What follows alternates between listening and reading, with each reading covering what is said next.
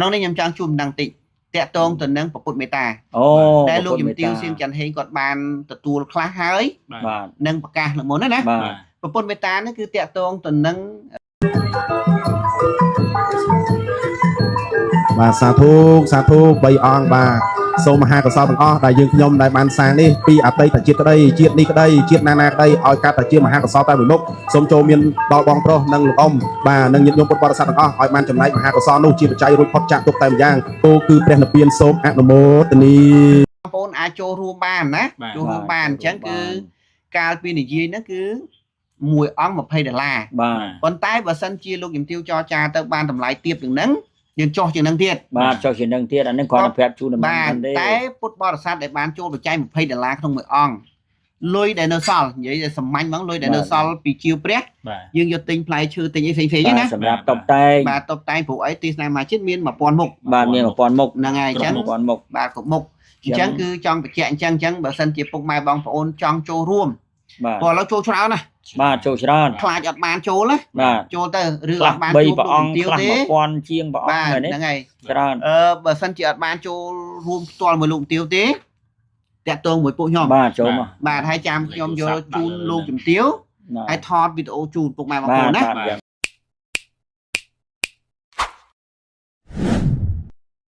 បាទថ្ងៃនេះគឺខ្ញុំបាទแชร์ដំណឹងហើយនាគរាជហើយនឹងលោកតា8ឆោមបាទហ្នឹងហើយហើយ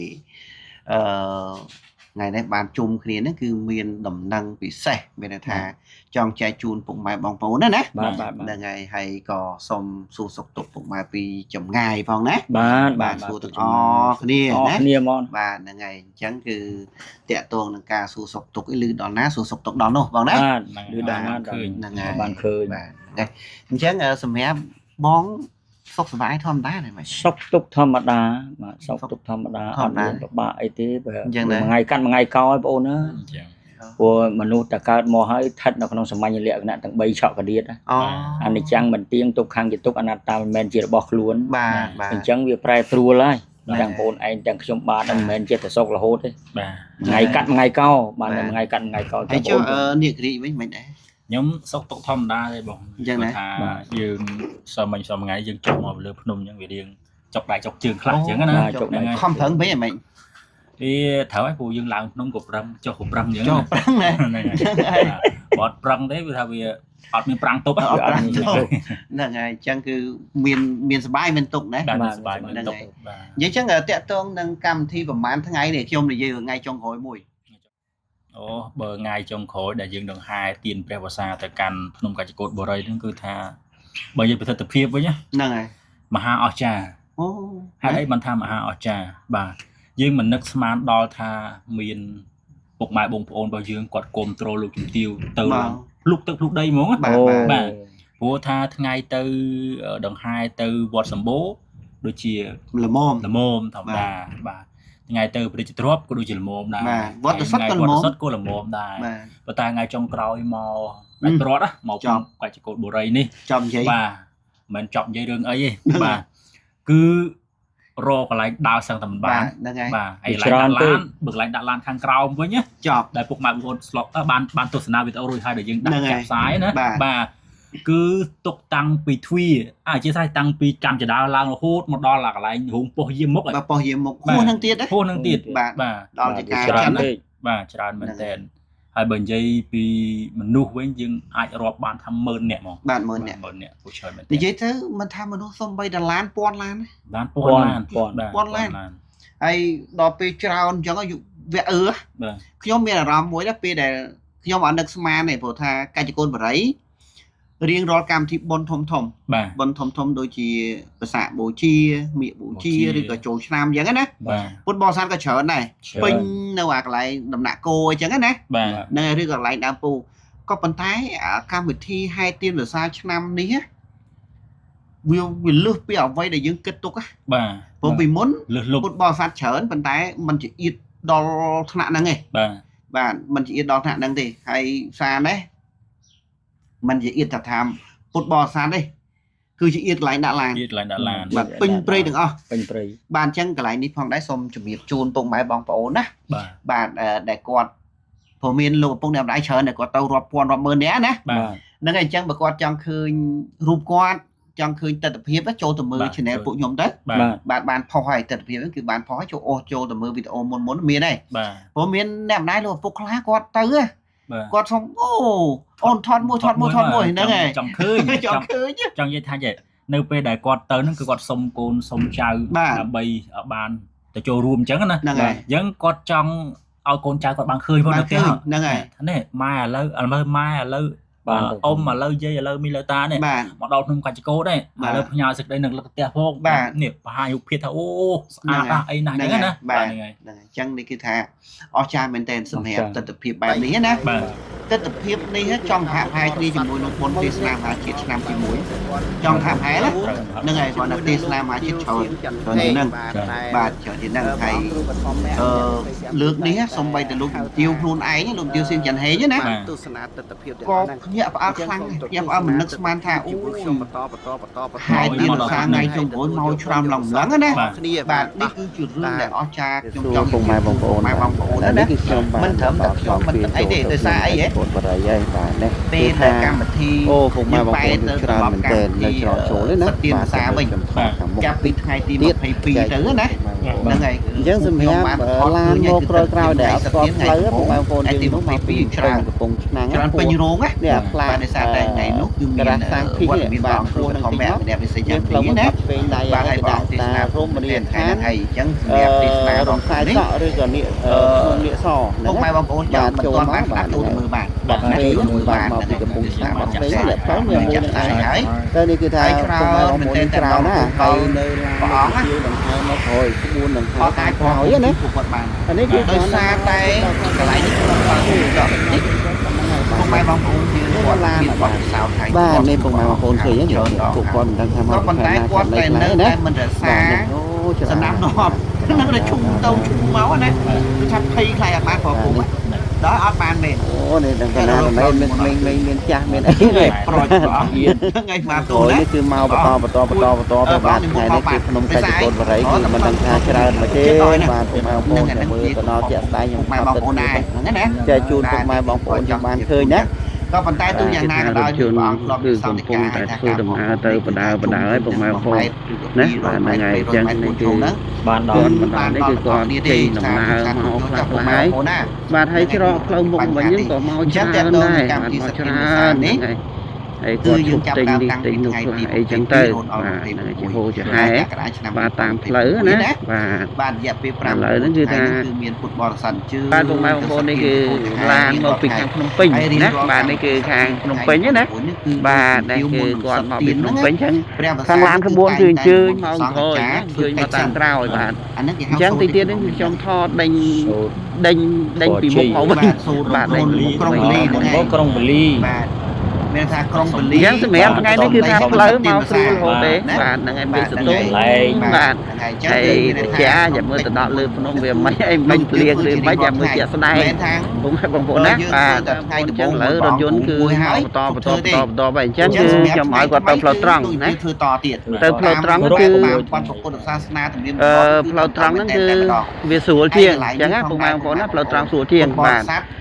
dương mau vì nó nói dương bọt từ hàng về đài này viện bị pa chứ bạn bị pa trơn để được cho bằng hàng chứ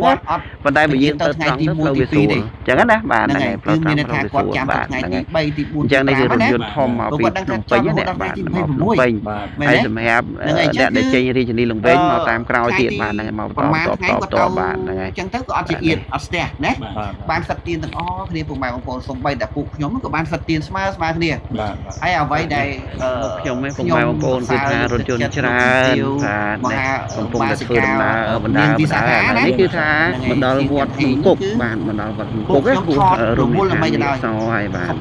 កន្លែងហ្នឹងនិយាយចាំបានសម្រាប់បងប្អូនដែលគាត់ធ្វើដំណើរតាមផ្លូវនេះមកគឺផ្លូវអត់ងាយពិបាកទេគឺមានតែសទៀនបាទហ្នឹងជួយមានតែឲ្យយើងសទៀនយកដល់មកដែរបាទនេះគឺរថយន្តតម្រៀបជួរគ្នាបាទបងប្អូនណាបាទនេះហ្នឹងហើយគ្រឿងបាទនេះហើយមានអ្នកជិះម៉ូតូជិះហោចហើយណា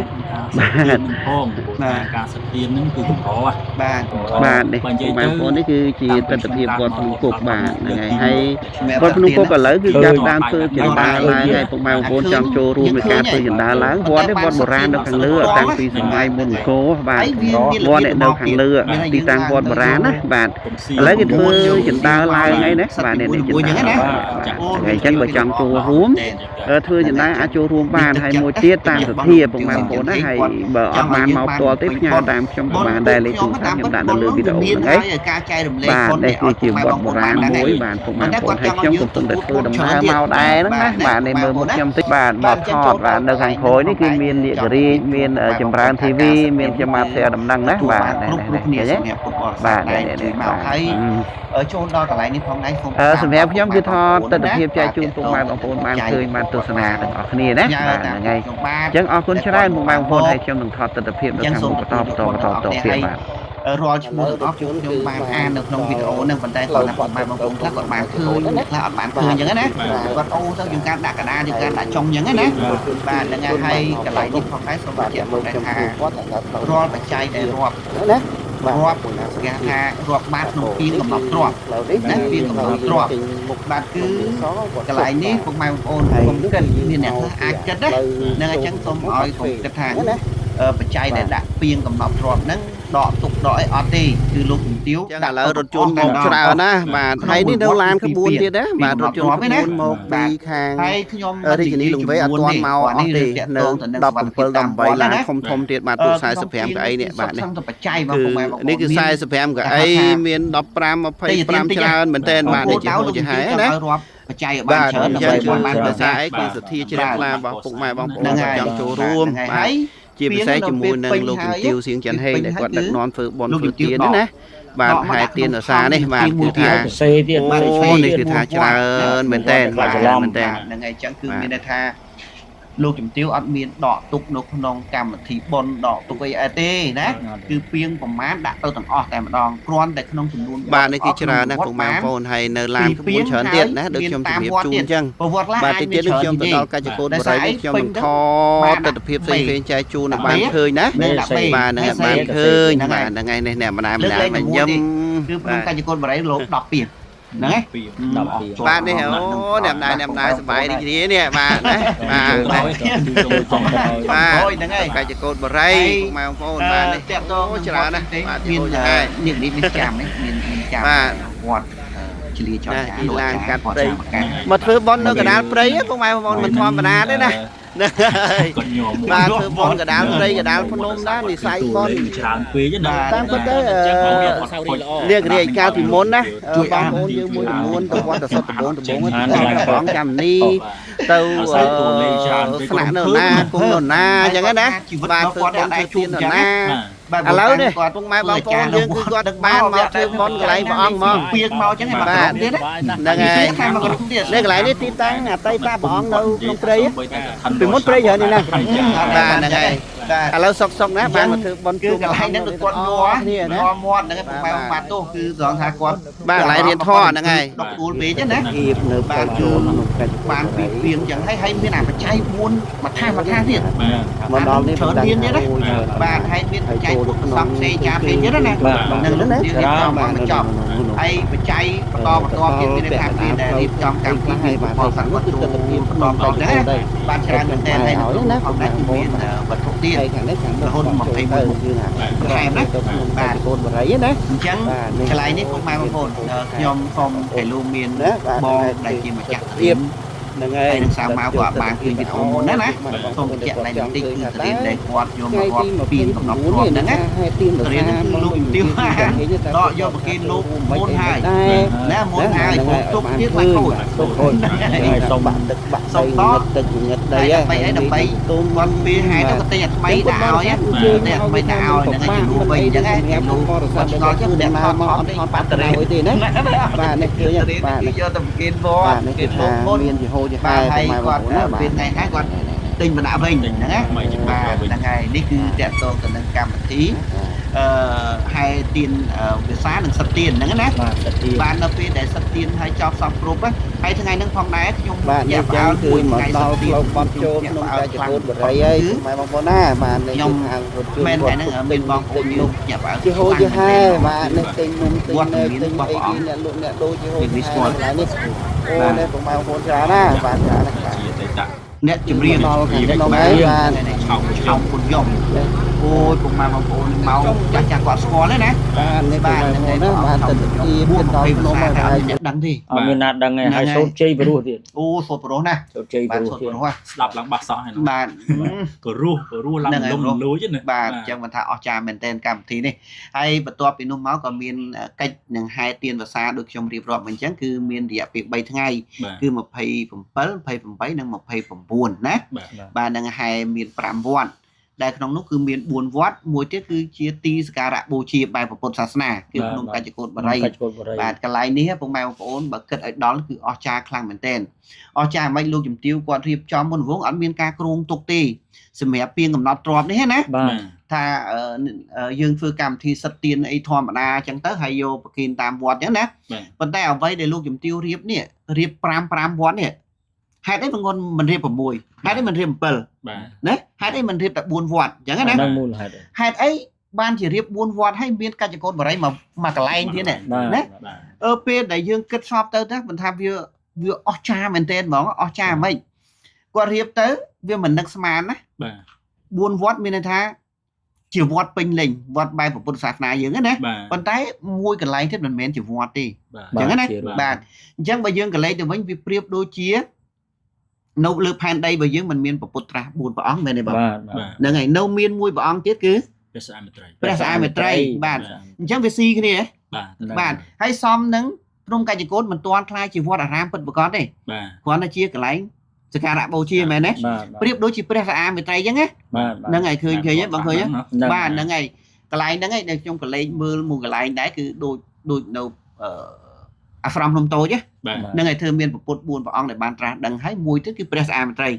viết đôi chứ về trái đón á ban luôn dùng tiêu còn riệp chòm chân hay việc o cha mình tên phục mai bằng pôn hay xôm tua cho bồn cho cái sau thằng o kia sầm hẹp bồn sạch tiền vừa và xá đằng hai nè bạn chẳng cứ lấy trong chủ nghiệp chun tập hiệp mùi chủng luôn đây phục mai bằng pôn dương quạt bàn trồ rùm được ngày hai tiền và xá vinh đấy bạn phố hai tiền và xa tao luôn men tên những phư tao cứ to hay tập hiệp để mùi cứ tay để miệng lại khóc ní nè bạn là ngày vì vọt mùi nó cứ khóc ní hay o cha nè cùng mai cùng tôn ca phư bon phư tiền nó cứ o cha men tên o cha mình xong bay tại hai tiền và xa có phải song tam vọt để mùi nhẹ vào này nhẹ vào mấy cứ thoáng thá miền bột bò sắt thôi hay bột bò sắt nó là hay xong bay một sáng trắng khi hai mong muốn để man bay buôn lan như thế đấy đó luôn tiếng môn lính đọc lan một phì lan bột bò ra bò rồi con đấy bạn là ngày ai nó bị crowd tiệt đâu khéo tên trong người ta cha mình tên tên đó bạn chân buôn lan buôn anh luôn dùng tiêu điệp trong ban xã đó lừa về đi phong mai một phồn cứ tam vọt mỗi chiều sẽ cứ nơi hàng mình đôi bị pasana thủ đẹo đó á và xong bay bọn crew xong một thứ nhất bọn có sao luôn dùng tiêu đây đấy sao tha lập bay á là bay cho mua tha niên vị crew xong mình tuyên sao cốt đi bọn crew chào ăn cả đây ti bạn cái lái ní phong mai bằng phone ở trong xóm cái tịnh cái lô coach múa hâm buồn thương ba là ngày nhom xóm cái xóm lại nên tí nhá và xóm buồn thương luôn cứ bọn crew hâm buồn thương bạn buồn thương núi về rốt đá đó nè bạn nhom bạn đang thả con snon rừng snon mấy đang thả và niệm bà bọn cứ hâm buồn thương bạn là ngày đây họ ngáy bọn crew crew rồi nâng chẳng á hay luôn tại sao mày bạn luôn sao thoáng tha ôi vậy tha trong này dây cắt lá còn mọi vừa về chứ này bạn là ngày ở niềng visa khá này cứ là bay men tao còn lại na cứ tha football rồi phát bạn tức bạn đây từ thứ 48 á trong miền này tha lô chùm tiêu xiên chẳng thấy lô non football rồi phát thứ 4 ôi dần xong 4 đó nè bạn còn lại này cứ so mình chạy khơi tha lô chùm tiêu cứ group nâng vào căn của Phật sát na đấy hay đặt nóm បងប្អូនពុទ្ធបរិស័ទយើងនេះទៅធ្វើបុណ្យធ្វើទានឲ្យចេះសន្សំបុណ្យហ្នឹងណាមិនប្រកាន់ឬវណ្ណៈទេដូចនាងវិសាខាហ៎បងបាទហ្នឹងហើយកន្លែងហ្នឹងឯងចឹងថាអូអស្ចារ្យមែនទែនទឹកចិត្តលោកជំទាវសៀងច័ន្ទហេងណាបាទហើយមិនត្រឹមតែប៉ុណ្ណេះទេមុនពេលចេញដំណើរពីកន្លែងមួយទៅកន្លែងមួយលោកជំទាវបានរៀបចំរថយន្តក្រុងបាទរថយន្តក្រុងណា45កៅអីបាទហ្នឹង45មានអាហារពេលព្រឹកជូនណាពេលព្រឹកជូនទៀតត្រឡប់មកវិញមានអាហារថ្ងៃត្រង់ថ្ងៃត្រង់បាទពេលល្ងាចមានអាហារពេលល្ងាចមានកន្លែងស្នាក់នៅឲ្យណាបាទហ្នឹងអញ្ចឹងពុកម៉ែបងប្អូនគិតមើលតើក្នុងមួយថ្ងៃចំណាយអស់ប៉ុន្មានដឹងហ្នឹងហើយយើងបងប្អូនខ្លះអត់គិតទេគាត់ថាអូធ្វើបនប្រមូលបច្ច័យយកធ្វើនេះធ្វើនោះប៉ុន្តែយើងត្រូវគិតថាក្នុងមួយថ្ងៃតើលោកជំទាវចំណាយអស់ប្រមាណហ្នឹងហើយយើងហ៊ានធ្វើដូចគាត់អត់មិនមានសុខខ្មែរហ្នឹងហើយហ៊ានធ្វើហ្នឹងហើយអានេះយើងឃើញជាក់ស្ដែងហើយនៅពេលដែលពុទ្ធបរិស័ទស្នាក់នៅរាជធានីលង្វែកណាបាទមានទឹកសុទ្ធមានអីគេទៀតបន្ថែមភេទជ្ជៈអាហារសម្រន់ទៀតបាទអាហារសម្រន់បាទទូយាយសីលវ័នសីលវតីនឹងគ្រប់បាទហ្នឹងអញ្ចឹងថាហើយភេទជ្ជៈនឹងឲ្យទៀតសពយ៉ាងជូនគាត់ទៀតបាទអញ្ចឹងអស្ចារ្យណាស់មែនទេហ្នឹងហើយអញ្ចឹងកន្លែងហ្នឹងដែលយើងឃើញណាបាទអញ្ចឹងគឺគុណសម្បត្តិលោកជំទាវសៀងច័ន្ទហេងធំធេងមែនទេអញ្ចឹងអស្ចារ្យជាងគេទាំងពីនេះទៅទៀតអស្ចារ្យគឺថ្ងៃចុងក្រោយហ្នឹងមកថ្ងៃចុងក្រោយមុនវាអស្ចារ្យហើយបាទថ្ងៃចុងក្រោយហ្នឹងថ្ងៃទៅភ្នំកាច់កូនប្រៃរត់អស្ចារ្យទៀតបាទមហាសែនអស្ចារ្យណាបាទមហាសែនអស្ចារ្យហ្នឹងហើយអញ្ចឹងគឺលោកជំទាវបានរៀបចំរថយន្តក្រុងណាទិន្នន័យច្បាស់លាស់ហ្មងគឺ17រថយន្តក្រុង45កៅអីបាទ45អានេះខ្ញុំនិយាយរឿងដែលអ្នកពាក់ការទេចេញពីលងវែកយើងគុណមើល45គុណ17វា10ឡានវា400អ្នកជាងចុះនៅ7ឡានទៀតណាអូចុះនៅក្រៅទៀតហើយឡានទូចដែលហែហោមទៅមួយ30-40ឡានទៀតហ្នឹងហើយក៏ប៉ុន្តែប៉ុណ្្នឹងណាមិនទាន់គ្រប់គ្រាន់ទេពុទ្ធបរិស័ទគាត់មកពីខេត្តផ្សេងមកគ្រប់ទិស25ខេត្តក្រុងគ្រប់ទិស25ខេត្តក្រុងណាហ្នឹងហើយមកនៅច្រើនណានិយាយទៅរាប់អស់ទេគាត់តែឮថាលោកជំទាវសៀងច័ន្ទហេងអញ្ជើញទៅធ្វើបុណ្យនៅកាច់កោតបរិយណាបាទគាត់ម្នាក់ចង់ចូលរួមមួយហើយបាទដោយសារតែគាត់មិនមកលងវែកគាត់ថាមកច្រើនថ្ងៃគាត់ត្រូវការនៅផ្ទះខ្លះធ្វើបុណ្យនៅវត្តបែរផ្ទះខ្លះចឹងណាគាត់គុំចាំទៅកាច់កោតហើយកន្លែងកាច់កោតបរិយនេះគឺជាកន្លែងដែលពុកម៉ែបងប្អូនប្រាថ្នាបំផុតណាបាទណាទៅគាត់ល្បីយូរហើយគាត់ថាចង់ឃើញហ្នឹងហើយស្គាល់ណាបាទអញ្ចឹងកន្លែងនេះគឺថាទៅដល់វគ្គហ្មងពុកម៉ែបងប្អូននេះរូបភាពដែលពួកខ្ញុំបានដាក់ឲ្យណាហ្នឹងហើយអូលំពេញណែនតែនតាប់ក៏ឃើញឡានក៏មានបងប្អូនខ្លះក៏ចង់ខ្យល់គោដែរគេចង់ខ្យល់គោដែរណាបាទក៏ប៉ុន្តែយើងទៅដល់នោះមិនដឹងថាទឹកចិត្តឪពុកម្ដាយរបស់យើងនេះទៅធ្វើបុណ្យគាត់ផ្ទះឆ្លាមហាសានផ្ទះឆ្លាមហ្នឹងណាបាទសប្បាយគាត់មែនទេហ្មងបាទគឺសុបាយចិត្តអញ្ចឹងនៅពេលទៅដល់នោះឡានច្រើនមែនទែនសំបីតែលោកជំទាវសៀងច័ន្ទហេងក៏គាត់ភ្ញាក់ផ្អើលដែរបាទភ្ញាក់ផ្អើលត្រង់ថាអីទៅដល់វាមិនដឹកស្មានចុយឡានមកពីនោះដូចជាមិនដល់ម្លឹងពេកទេដល់ពេលទៅដល់លងណែនតែនតាប់ហ្មងណាបាទហើយតែចូលអត់ចង់ចុះមិនសឹងតែចូលអត់ចុះទេខ្លះចូលអត់ចុះចុះទេបាទហើយកន្លែងហ្នឹងផងដែរក៏ខ្ញុំសូមអធិស្ឋានអភ័យទោសចំពោះលោកជំទាវណាមានថាសូមទោសជំនួសគាត់ដោយសារតែមានពុទ្ធបរិស័ទច្រើនគាត់ចង់ជួបលោកជំទាវបាទប៉ុន្តែលោកជំទាវអត់អាចជួបបានអត់បានជួបទាំងអស់គ្នាទេបាទច្រើនពេកច្រើនកាលណានៅជួបអត់បានឡើងលើទេបានឡើងលើពួកឡាននឹងពេញទាំងអស់បាទអញ្ចឹងកន្លែងនេះខ្ញុំសូមបញ្ជាក់ជូនពុកម៉ែបងប្អូនបន្តិចមានអ្នកខ្លះឃើញតែលោកអ្នកខ្លះគាត់ថតបានអញ្ចឹងទៅគាត់អត់បានអត្ថាធិប្បាយប្រាប់នៅក្នុងវីដេអូអាចមានការគាត់យល់ច្រឡំលោកជំទាវគាត់ទៅឈរនៅកម្មបដាហ្នឹងណាបាទបច្ច័យនេះទទួលបានមកលោកជំទាវហ្នឹងហើយជាក់ឡៃហ្នឹងតិចបាទហ្នឹងហើយកន្លែងហ្នឹងគឺលោកជំទាវនៅពេលដែលយើងមុននឹងយើងវេប្រគេនទានព្រះវស្សាណាបាទលោកជំទាវបានហៅខ្ញុំផ្ទាល់តែម្ដងដើម្បីឲ្យទៅថតនៃការរាប់បច្ច័យហ្នឹងហើយអញ្ចឹងបច្ច័យដែលលោកជំទាវគ្រាន់តែលោកជំទាវទៅដល់ចុះលើឡានភ្លាមបាទត្រឹមកម្មចដារហូតឡើងទៅដល់កំពូលខាងលើហ្នឹងហើយមកថងក្រហមប៉ុណ្្នឹងហ្នឹងហើយបាទ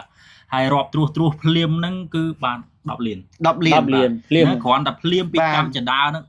មិនភ្លាមបើថា2ម៉ោងលោកទាវទៅដល់ម៉ោងដូចជាម៉ោង9និយាយទៅលោកទាវឈប់1ម៉ោងហ្នឹងហើយបាទពីដឹងហើយលោកជំទាវឡើងទៅដល់លើហ្នឹងហើយអញ្ចឹងគ្រាន់ញាតិពធរបស់លោកជំទាវបាទមកស្មាតទោសចេះ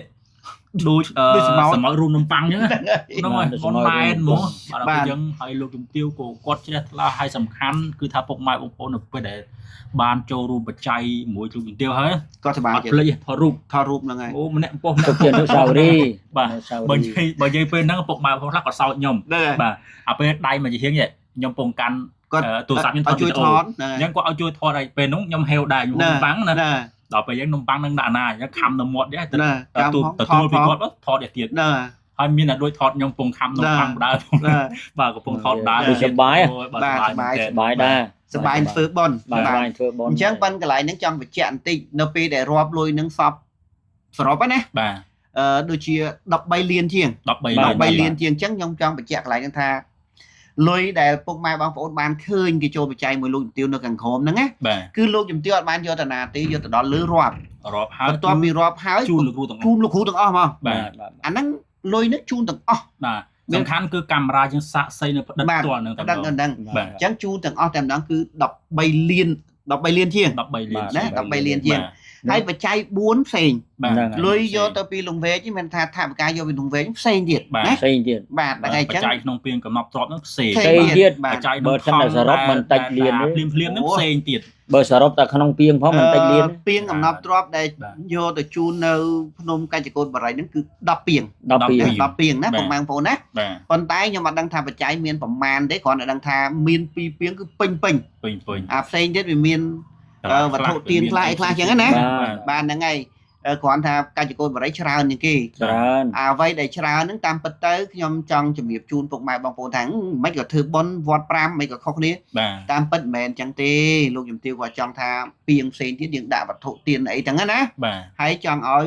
ភ្នំកញ្ចកូនហ្នឹងមានពាងប្រើប្រាស់បាទរបស់ប្រើប្រាស់កន្លែងនេះគឺខ្ញុំចង់បញ្ជាក់តិចមានន័យថា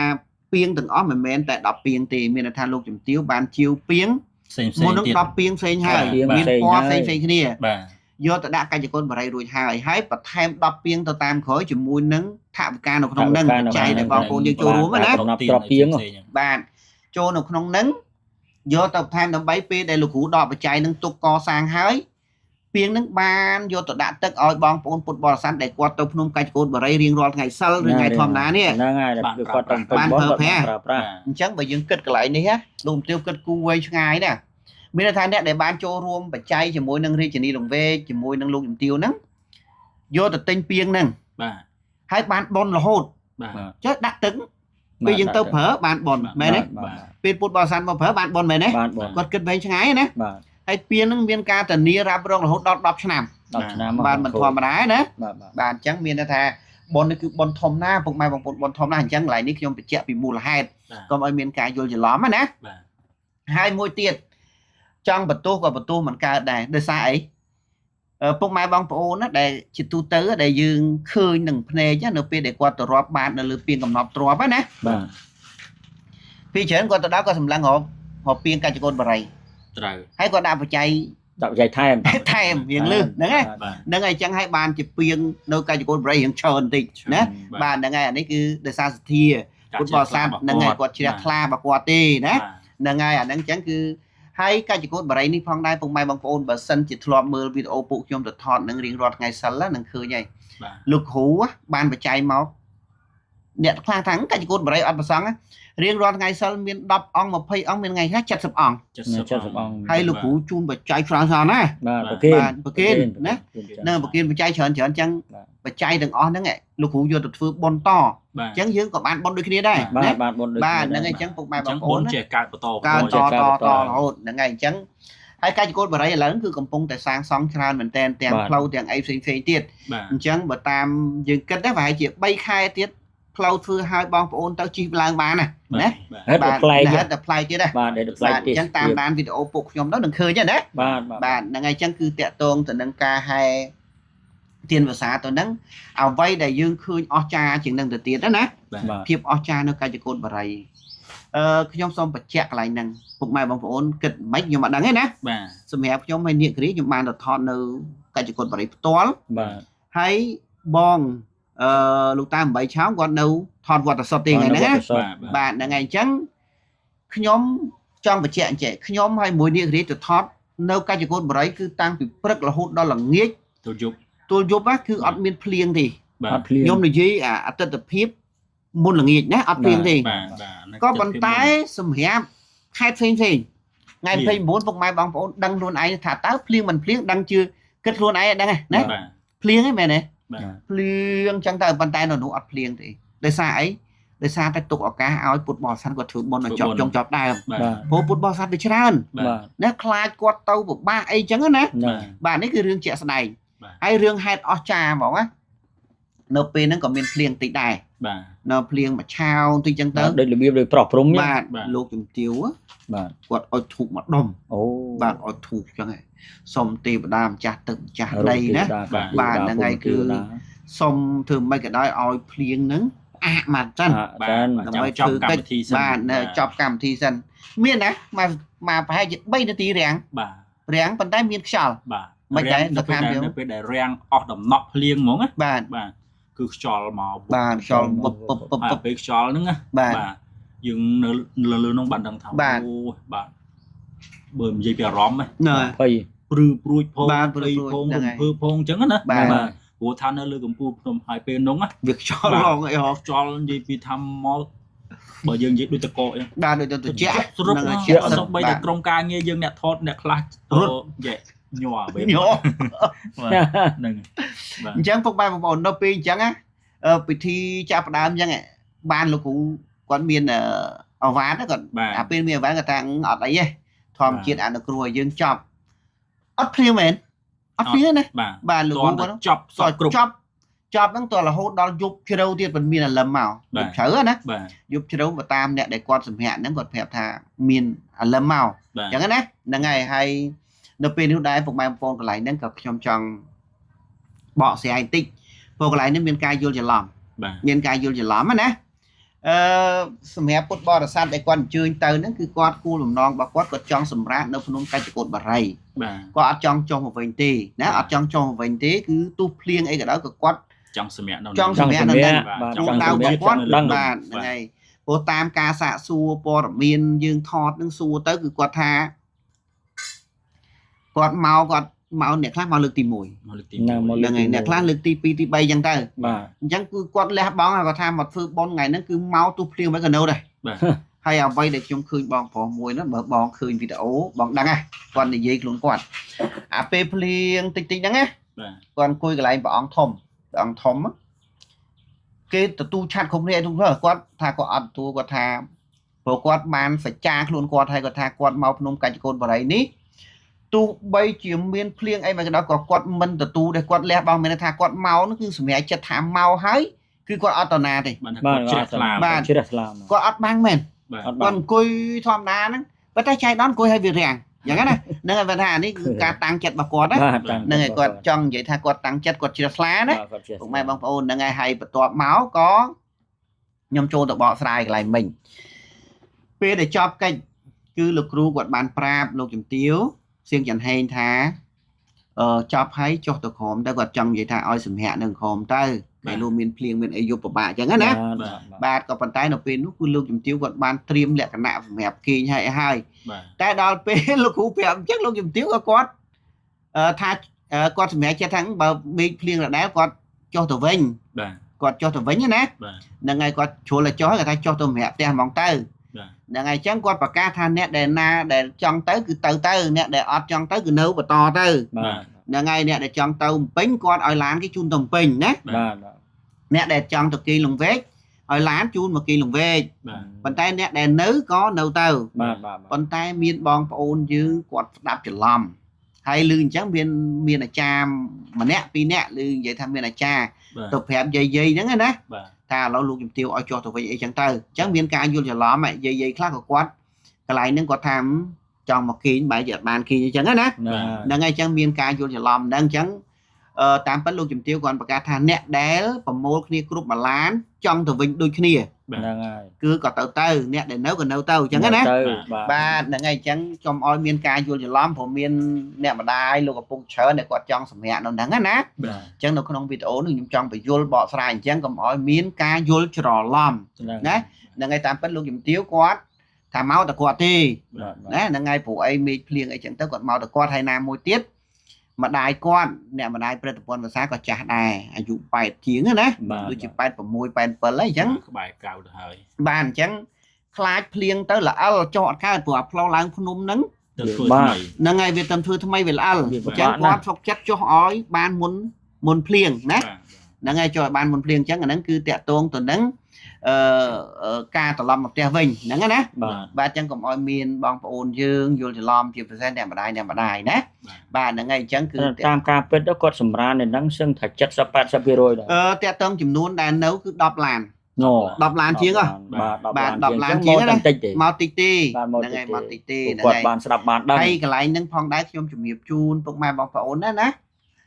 ខ្ញុំដាក់វីដេអូខាងលើនេះឲ្យឃើញនេះគឺជាវីដេអូលោកជំទាវសៀងច័ន្ទហេងគាត់ធ្វើដំណើរដើរស្មើជើងដូចយើងដែរលោកជំទាវអត់មានជិះឡានទេណាអ្នកខ្លះច្រឡំថាគ្រាន់តែគាត់ធ្វើដំណើរមកក្រោយយើងមកមុនយើងអត់ឃើញពាក់អាវភ្លៀងណារុំជើងកុំឲ្យល្អិលណាដើរមកដូចយើងចឹងសាមញ្ញធម្មតាចុះរហូតដល់ក្រោមហើយថ្ងៃនោះក៏គាត់មកដល់រាជធានីរង្វេកម៉ោង 1 ភ្លឺម៉ោង 1 ទៀបភ្លឺណាបាទម៉ោង 1 ទៀបភ្លឺចាស់ជាច្រើនម៉ោង 1 ទៀបភ្លឺមានអ្នកខ្លះមកបដាសាយមានអ្នកខ្លះអីចឹងទៅពេលមកដល់លោកជំទាវនៅរៀបចំឲ្យពួកគាត់គេងអីហ្នឹងគាត់ថាម៉ោង 4 ម៉ោងអីប្រហែលគេងបាទលះបងណាលះបងណា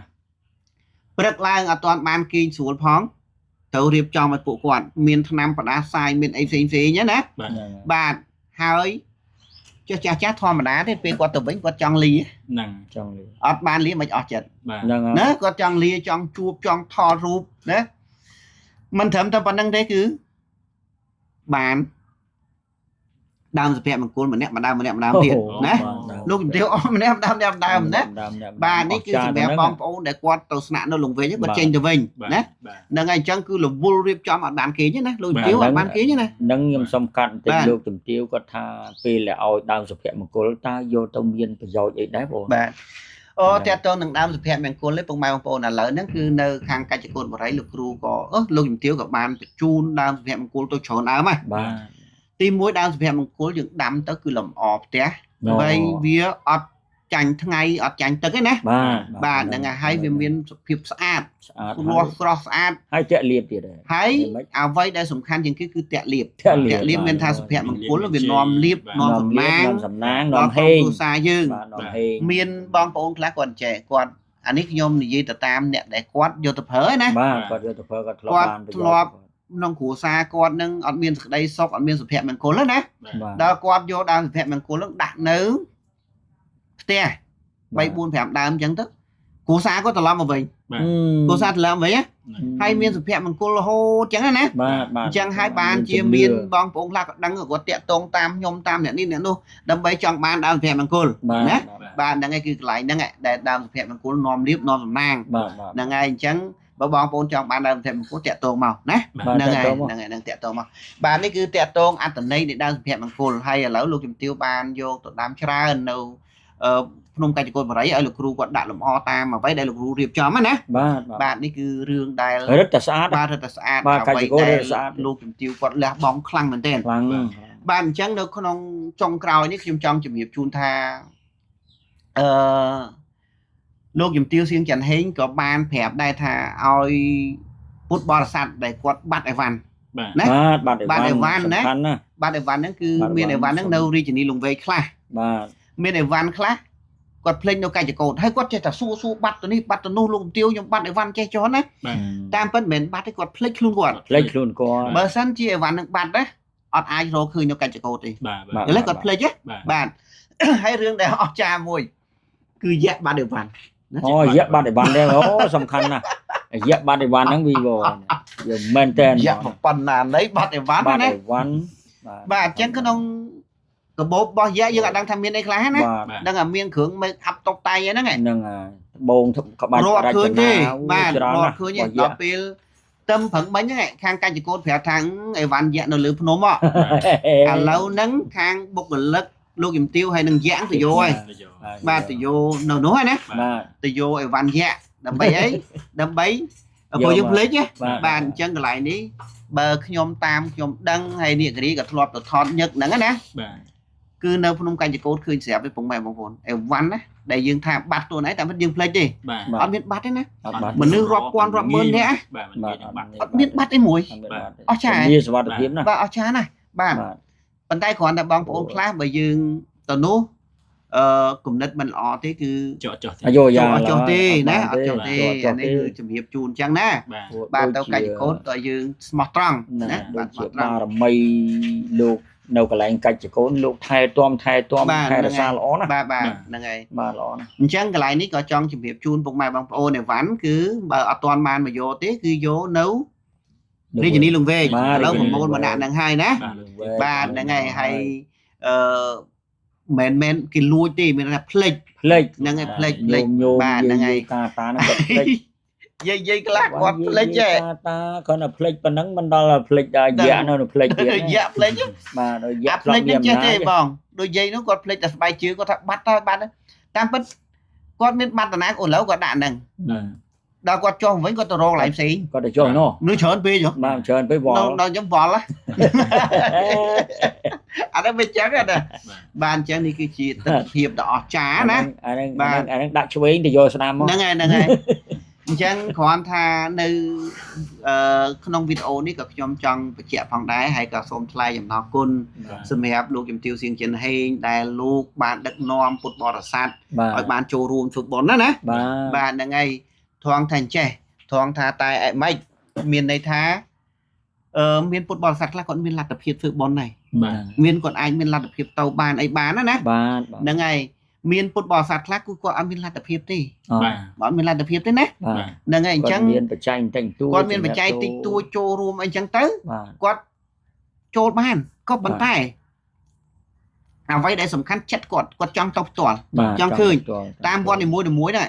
ឥឡូវឧទាហរណ៍ថាឥឡូវបើគាត់មកចូលរួមមួយលោកជំទាវសៀងច័ន្ទហេងតាំងពីថ្ងៃសិបទៀនដំបូងមានពុកម៉ែបងប្អូនខ្លះមកតាំងពីគេចេះស្ទឹងត្រែងរតនគិរីមកតាំងថ្ងៃទី18បាទមកតាំងថ្ងៃ18 19ណាបាទអញ្ចឹងពួកគាត់មកចាំមិនធម្មតាទេអញ្ចឹងកំឡុងពេលដែលគាត់មកអញ្ជើញចាំនេះរងចាំនេះមករងចាំហ្នឹងណាគាត់បានធ្វើបុណ្យច្រើនវត្តហើយគឺ4វត្តនិងកន្លែងកាច់កូនមកកន្លែងទៀត5ណាអញ្ចឹងឃើញទេប៉ុន្តែបើឲ្យគាត់ទៅខ្លួនគាត់មានលទ្ធភាពទៅព្រោះវាឆ្ងាយគ្នាគាត់តែចាក់សាំងគាត់តែហូបចុកក៏អស់ច្រើនដែរក៏ប៉ុន្តែគាត់មករាជធានីលង្វែកចាបាទគាត់ថាឲ្យយើងទិញអីហូបតិចតួចអីចឹងទៅណាអស់បច្ច័យតិចហើយគាត់អាចទៅធ្វើបុណ្យច្រើនកន្លែងទៀតឃើញទេហ្នឹងហើយទី1គឺមានឡានសម្រាប់ជួលបាទដឹកគាត់ស្រាប់ណាមានអាហារពេលព្រឹកមានអីផ្សេងៗឃើញទេអញ្ចឹងនេះគឺពុកម៉ែបងប្អូនខ្លះគាត់អត់យល់គាត់អត់ដឹងណានៅអត់ដឹងគាត់ចាត់ថាទៅតាមពិតរថយន្តទាំងអស់ហ្នឹងគឺលោកជំទាវអ្នកចេញរ៉ាប់ទាំងអស់ណាចេញរ៉ាប់ទាំងអស់ណាអញ្ចឹងគាត់ចំណាយធំធេងមែនទែនដើម្បីឲ្យពុទ្ធបរិស័ទបានចូលរួមធ្វើបុណ្យទាំងអស់គ្នាហើយលោកជំទាវសៀងច័ន្ទហេងដឹងស្រាប់ហើយបើថាធ្វើបុណ្យតែគ្រួសារគាត់ធ្វើបានអត់មានជាបញ្ហាទេណានៅគាត់អត់មានជាបញ្ហាទេប៉ុន្តែគាត់ចង់ឲ្យពុទ្ធបរិស័ទចូលរួមដែរចូលរួមណានៅបានធ្វើបុណ្យសប្បាយទាំងអស់គ្នាសប្បាយទាំងចិត្តធម្មតាធ្វើបុណ្យចាស់សប្បាយទាំងកាយសប្បាយទាំងចិត្តសប្បាយទាំងវាចាបាទហ្នឹងហើយអញ្ចឹងគាត់ផ្អែមចាស់គឺគាត់ចូលចិត្តទៅគាត់ចូលចិត្តអ្នកណាដែលគួរទុកចិត្តបានអញ្ចឹងណាមានអ្នកដឹកនាំធ្វើបុណ្យមកកណោប៉ុន្តែវាទៅទាំងអត់សុបាយចិត្តហ្នឹងហើយជួនកាលយើងប្រមូលនេះប្រមូលនោះអញ្ចឹងទៅកັບកេងលុយកាក់អញ្ចឹងទៅធ្វើគាត់វាដាច់សទ្ធាបុណ្យណាបាទហ្នឹងវាចឹងអញ្ចឹងនៅក្នុងវីដេអូនេះអត់មានអីទៀតទេគាត់ចង់បញ្ជាក់អញ្ចឹងថាលោកជំទាវលះបង់ខ្លាំងមែនទែនដើម្បីឲ្យពុទ្ធបរិស័ទបានចូលរួមរហូតដល់មានពុទ្ធបរិស័ទខ្លះគាត់មានបច្ច័យហើយមានអ្នកមានបច្ច័យច្រើនគាត់មកពីខេត្តផ្សេងៗណាបាទគាត់ចង់ចូលរួមមួយលោកជំទាវសៀងច័ន្ទហេងដោយសារអីមានកន្លែងដំណាក់គោនេះមានពុទ្ធបរិស័ទរាប់ពាន់អ្នកចាំជួបចង់ជួបហ្នឹងហើយប៉ុន្តែលោកជំទាវអត់អាចជួបបានគាត់ទៅលើវារវល់ពេករវល់ហ្នឹងហើយអញ្ចឹងអូបើជួបនឹងទៀតបាច់បានទៅធ្វើកើតទេមីធំហើយគាត់អ្នកផ្ដើមធំបាទហ្នឹងហើយគាត់អាឡ័យចាំតែទទួលមិនខកការងារហ្នឹងហើយខកកម្មវិធីបាទអញ្ចឹងសូម្បីតែថ្ងៃហ្នឹងលោកគ្រូក៏សើដែរណាលោកគ្រូថាអូយនាងវិសាខានេះធ្វើបុណ្យធំធេងណាស់អញ្ចឹងណាបាទហ្នឹងហើយអញ្ចឹងគឺក្នុងវីដេអូនេះគឺខ្ញុំមិនមានយោបល់អីទៀតដែរមានប៉ុណ្្នឹងហើយនាងរីកបងមានអីបន្ថែមតិចទេបាទមានបន្ថែមអត់មានទេបងអត់មានសារបងលំអិត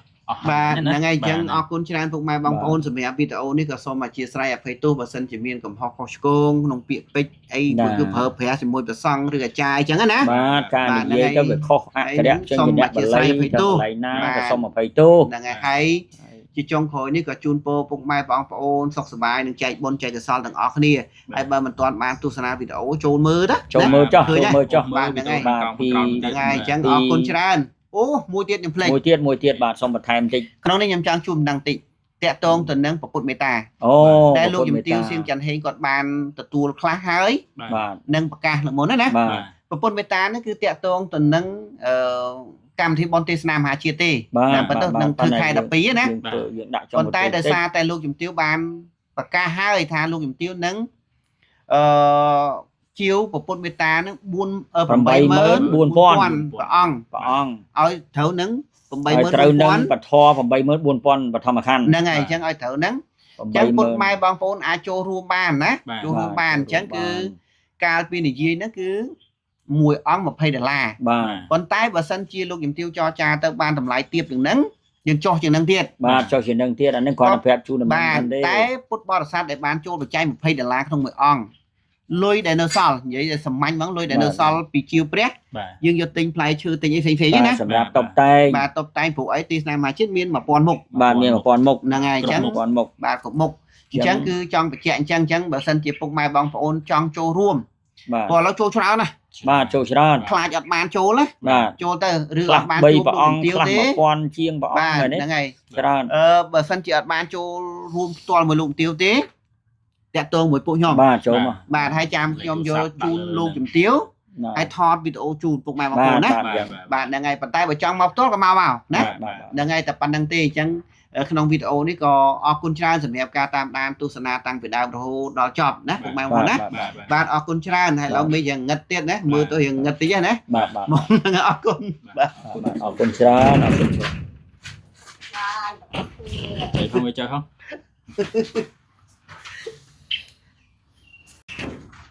អត់ដាក់សោកម្ដងទៀតសោកដាក់ចូលម្ដងទៀត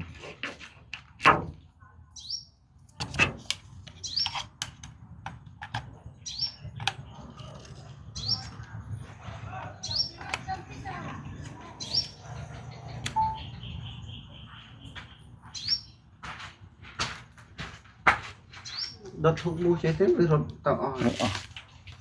như này tiền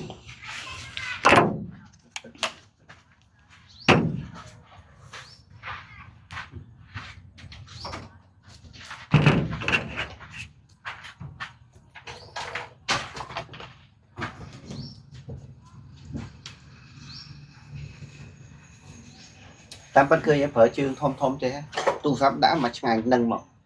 anh ấy nghĩ ngộ cái đấy còn thấu em thấu bạn bên chỗ lê không tầm biên lui hả mấy tầm biên lui sang làm tính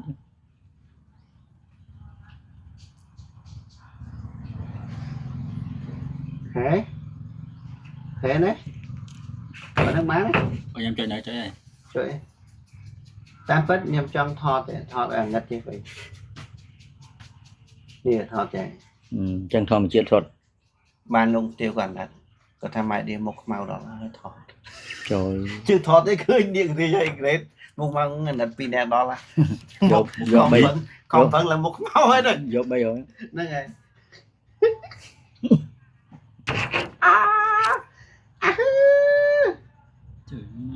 nó toàn hao lại đi ok tiêu nó toàn hao hao cái gì trời ơi bị khai đi đâu hao cho lùi mày che tha liền hao đi ô đấy anh kiểu mà toàn vậy à ứng luộc cái này luộc bố muội bên oi mà cả mà xén đấy nè cũng mà thưa ấy nè mà rồi mà lắc thấy khơi mà lắc á thếลูกจะเพิ่มทานลูกเต้าลูกเอาเต้า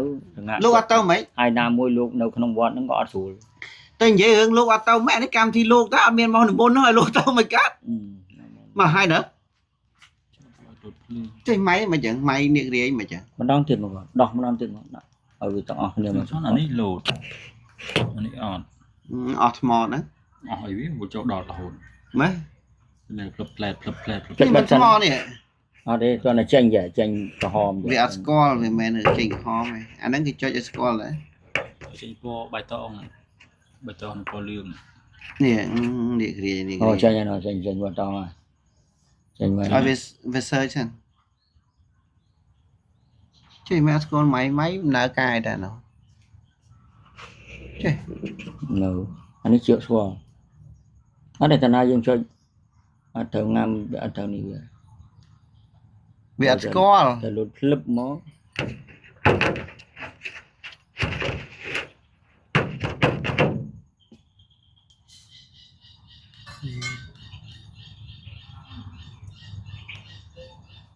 cái này mấy đứa Việt sọc Việt có